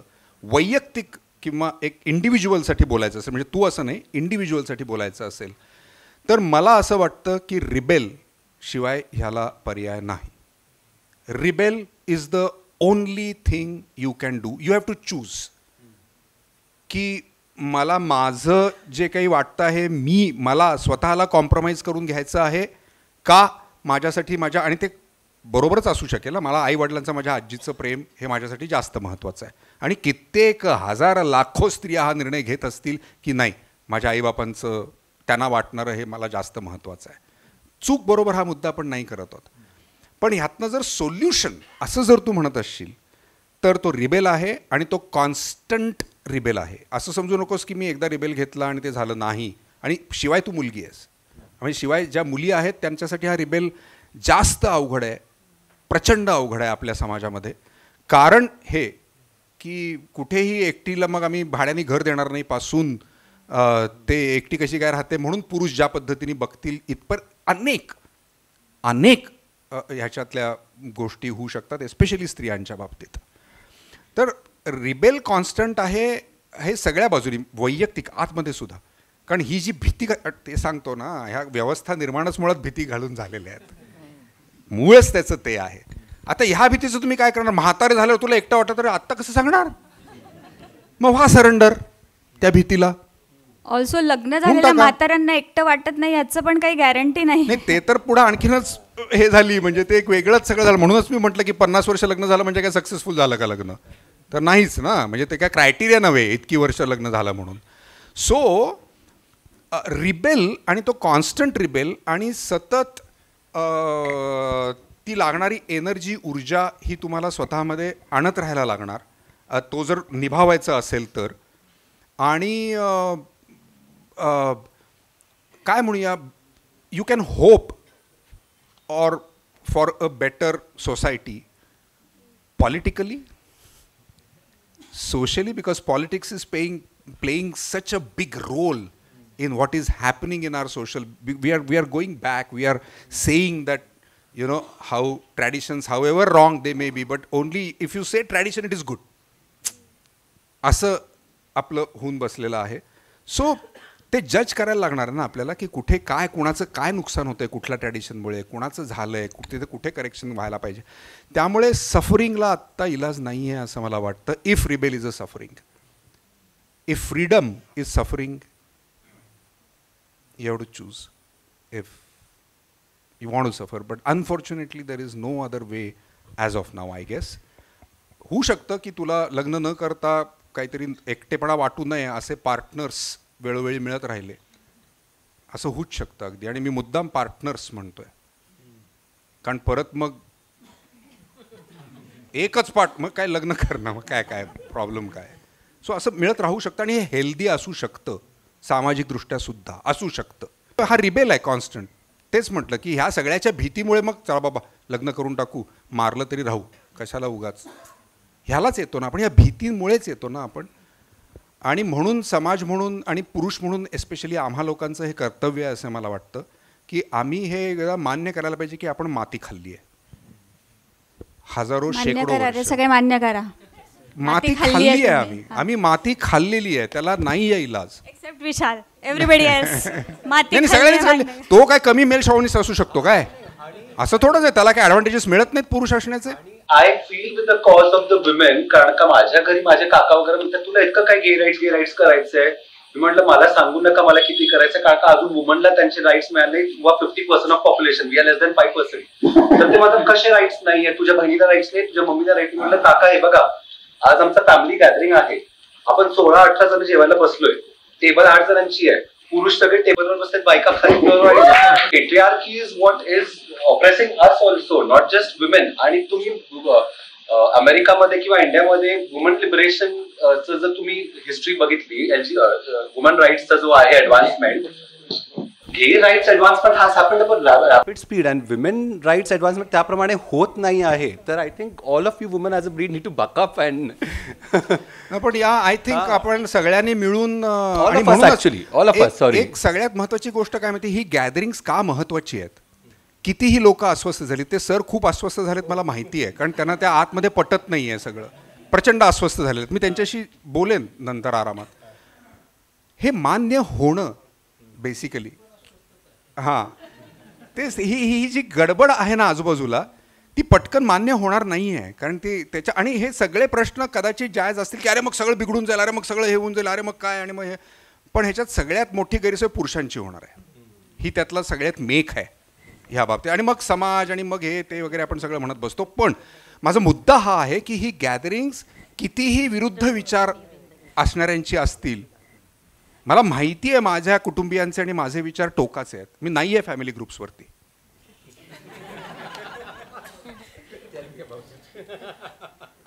मी ग्रुप्सवरती नाही आहे कुठल्याच दोन्ही फॅमिलीजच्या. ना मी माझ्या या ह्याच्या काय ते तुमचे क्लासमेट्सच्या जे काय 10वीचं मी नाही आहे त्या ग्रुप्सवरती, हां कुठेही, कारण मला माहिती आहे की मी नाही बाबा आपलं ते होणार नाही. पण सांगायचा माझा मुद्दा काय आहे, हे जे आपलं एक प्लॅटफॉर्म्स आहेत ना, हे खूप एकतर संकुचित होत चाललेले आहेत. तुम्ही मला विचार करा, आपण किती वेळ झाला बसलो इथे? 4 तास झाले. अरे बापरे, 3 तास झाले. किती वेळेला फोन बघितला आपण? एकदाही नाही बघितला. असे किती दिवस गेले असतील आपल्या आयुष्यातले की आपण काहीतरी बसून, आणि बरं मी बोलतोय असा मुद्दा नाही आहे, आपण सगळे गप्पा मारतोय, लक्षात घ्या. कारण तुमच्या डोक्यात काहीतरी चालू आहे ना, मला शिव्या घालत असाल, कधी बरोबर आहे म्हणत असाल, याला काय बोलतोय म्हणत असाल, हा सिनेमातला ह्याला काय जात आहे म्हणत असाल, याची 4 लफडी आहेत असं म्हणत, काहीतरी तुमच्या डोक्यात चालू आहे की नाही. तर आपण गप्पा मारतोय थोडक्यात. ही गॅदरिंग्स ही समाजामध्ये होणं हे फार गरजेचं आहे. आणि लाईक माइंडेड लोकांची नव्हेत, दे आर कन्व्हर्टेड. आता त्यांना काय कन्व्हर्ट करायचं आहे? ही इंग्रजीमधली म्हण आहे, you can't convert who is already converted. त्याला काय तुम्ही करणार आहात? पण एक सामंजस्याने येऊन मी म्हणालेल्यापैकी 50% गोष्टी चुकीच्या असतील, चला 80% गोष्टी चुकीच्या असतील, धरून चालू ना आपण, ओके. पण मी हे माझं मत मांडतोय ना. आता मला हा प्रिव्हिलेज मिळाला आहे की माझ्या चेहऱ्यामुळे मला हे मिळालेलं आहे, हे स्टेज. पण ते प्रत्येकाला आपल्याला नाही मिळणार आहे. पण ही स्पेस आपण क्रिएट करू शकतो, हे खूप महत्त्वाचं आहे, ऐकून घेण्याची एकमेकांच्या कडनं. आणि म्हणून मला हे जे काय गेले 2 दिवस चालू आहे इथे येऊन, मी आजकाल करत नाही, कारण मी ह्या सगळ्यातनं आता खूप रिटायर झालो. मी पूर्वी खूप या गोष्टी करायचो, मुलाखती वगैरे, पण आता तेच म्हटलं, मी आता 60 वर्षाचं होईन या सप्टेंबरमध्ये. आता मी आवरतोय, आयुष्यच आवरतोय सगळं माझं, त्यामुळे मी ह्या सगळ्या गोष्टी कमी करतोय. पण तरीसुद्धा काही काही वेळेला ते मनात येतं. आणि अर्थातच शीतल आणि सचिनच्या प्रेमापोटी हे करणं करायलाच पाहिजे. आणि बेरी सर आत्ता गेले आहेत, पण बेरी सरांनी एक अप्रतिम वर्कशॉप काय फेलोशिप ते देतात, ती मला कल्पना भयंकर आवडली. आणि त्यामुळे मी अर्थात पहिल्यांदी श्री सरांमुळे इथे आलो आणि मग नॅचरली ह्या दोघांमुळे इथे येतोय. पण एक गोष्ट प्लीज प्लीज प्लीज लक्षात ठेवा, ह्या पद्धतीच्या स्पेसेस म्हणजे फिजिकल स्पेस मी म्हणत नाही आहे, पण ह्या पद्धतीचं एक गॅदरिंग हे खूप महत्त्वाचं आहे. आणि ते मला असं वाटतं की हे आपण टिकवलं पाहिजे, ते वाढवलं पाहिजे. आणि एस्पेशली तुम्ही लोकांनी जे तरुण आहात त्यांनी हे केलं पाहिजे. आम्ही एकतर वयामुळे आता लवकर जाणार आहोत, किंवा आम्ही इतके घट्ट होऊन बसलो मेंदूत की आम्ही आता बदलणार नाही आहोत. विसरा आम्हाला, फालतू आहोत आम्ही. Forget us, you are the future. आम्ही कितीही ग्रेट असलो तरी आम्ही निरुपयोगी आहोत आता. Always, and this is always, the younger generation is always the future. They are the ones who dictate how the world is going to be. So you have to be extremely careful about what you are buying as a thought. You have to be extremely careful about it. You have to be extremely willing to read things, to see things, be open, and to change. You might have opinions, they might change. You should accept to yourself first that I have changed, my opinion has changed, and you should be able to accept it publicly as well that I have changed, boss. हे पण खूप महत्त्वाचं आहे, तर त्याला अर्थ आहे. आणि ते पण आता कमी कमी होत चाललंय, कारण आपल्या मतांना एक्सपोजर आलं आहे, पब्लिक एक्सपोजर सोशल मीडियामुळे. त्यामुळे ते एक ॲडिशनल प्रेशर आलं आहे आपल्यावरती की आता तर मी पब्लिकली सांगून बसलो, आता कसं म्हणू की ह्याला मत दिलं मला बदलायचं आहे, पण काय करू. पण I think that is why such gatherings and for younger generation to carry on such gatherings is extremely important आहे. हा आता शेवटचा प्रश्न आहे. आपले टेक जायंट्स जर आपण बघितलं तर Narayana Murthy is preparing for his second retirement now. म्हणजे ते 2दा जाऊन परत आले इन्फोसिसमध्ये आणि अजूनही तरुण मुलांना म्हणतात की तुम्ही 70 तास काम करा, 90 तास काम. हां, किती काय माहीत नाही ते काय त्या कामाचं. So how do you look at this? I mean I think I completely respect Mr. Narayan Murthy and Mr. Subramanian and the likes of them, who is L&T Subramanian. Mr. Subramanian is L&T chief. They said that you work, for the nation building, you should work for 70 hours and 90 hours and all that. When I heard this, I had very basic doubts in my heart. And mind you, I completely respect the vertical that they have, which is of wealth creation, which by default creates jobs. And I completely respect that they are noble men. But the questions were, whom exactly are they talking about? Are they talking about 50% of our population, which are women, who are working, well, not 80 hours, not 90 hours, they are working 24/7 by 365 by 68.3, which is the average age of women in India. Are they not talking about them?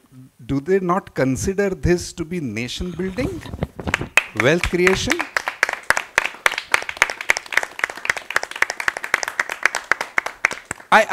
This is my genuine question. I mean, as I said, I completely respect their vertical of wealth creation and the jobs that they create by default. They are great people. They are noble men. Do they consider that class, which is a huge percentage in our society, which works in the most adverse conditions, like agriculture, like real estate? By the way, real estate is highest employer in our country. Factory madle पण आहेत jobs, but again,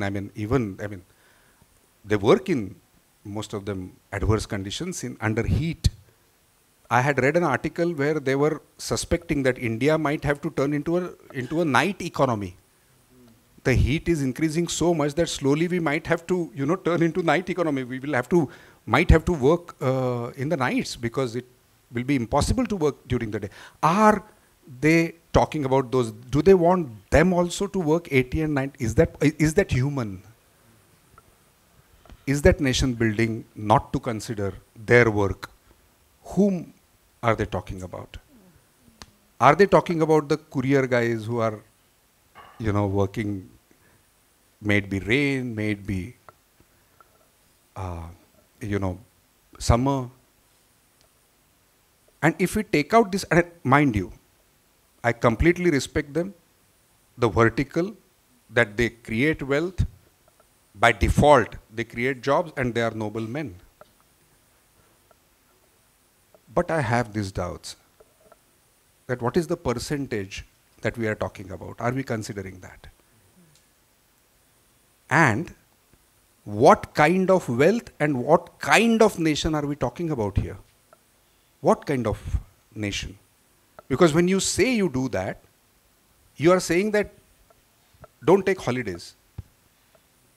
Okay, what are you losing on? You need time to have empathy. You need to know people.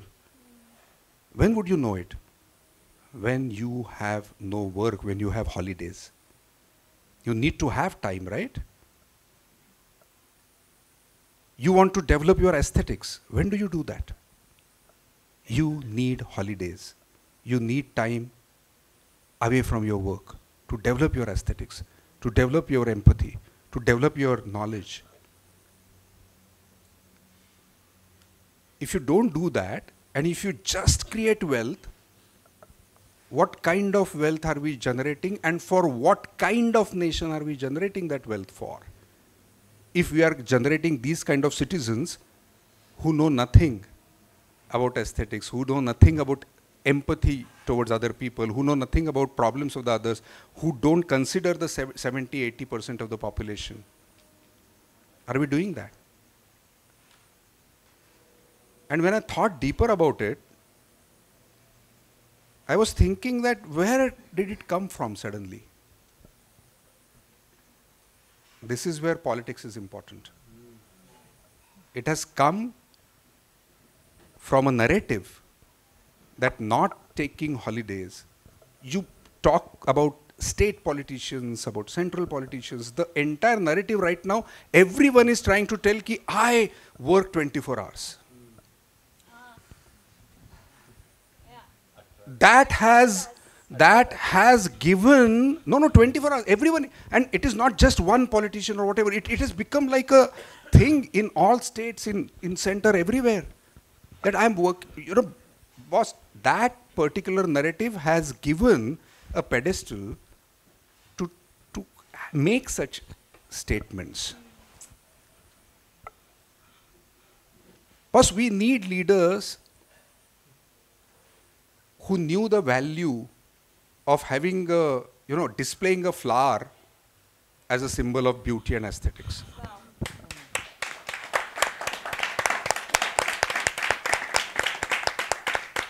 We need leaders, again, I mean, apart from aesthetics and empathy, what we lose on is creating wisdom and knowledge.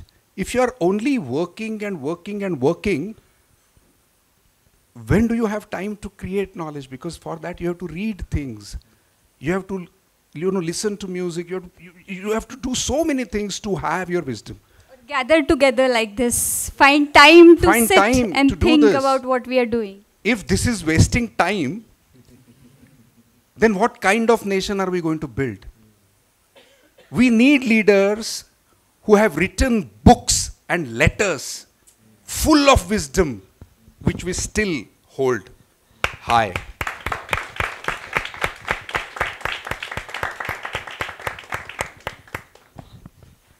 We need industrialists like Tatas who knew the value of aesthetics, value of wisdom, value of empathy.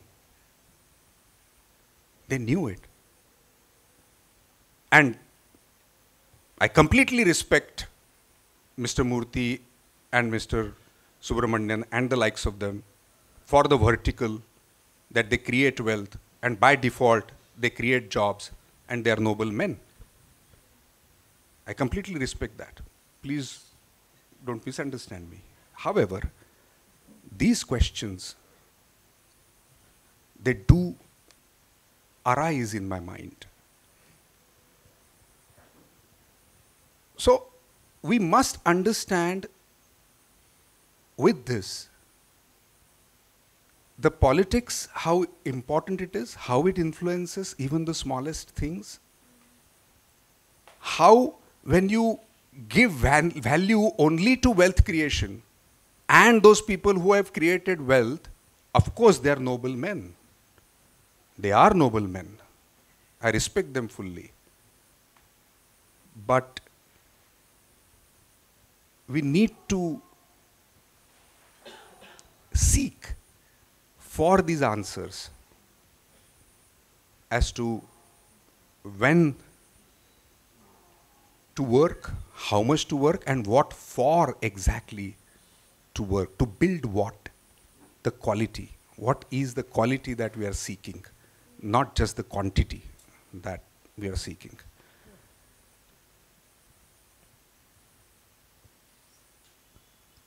Yeah, those are my questions. And please, I completely respect them for creating wealth. By default, creating jobs, and they are noble men. Sir, we got it.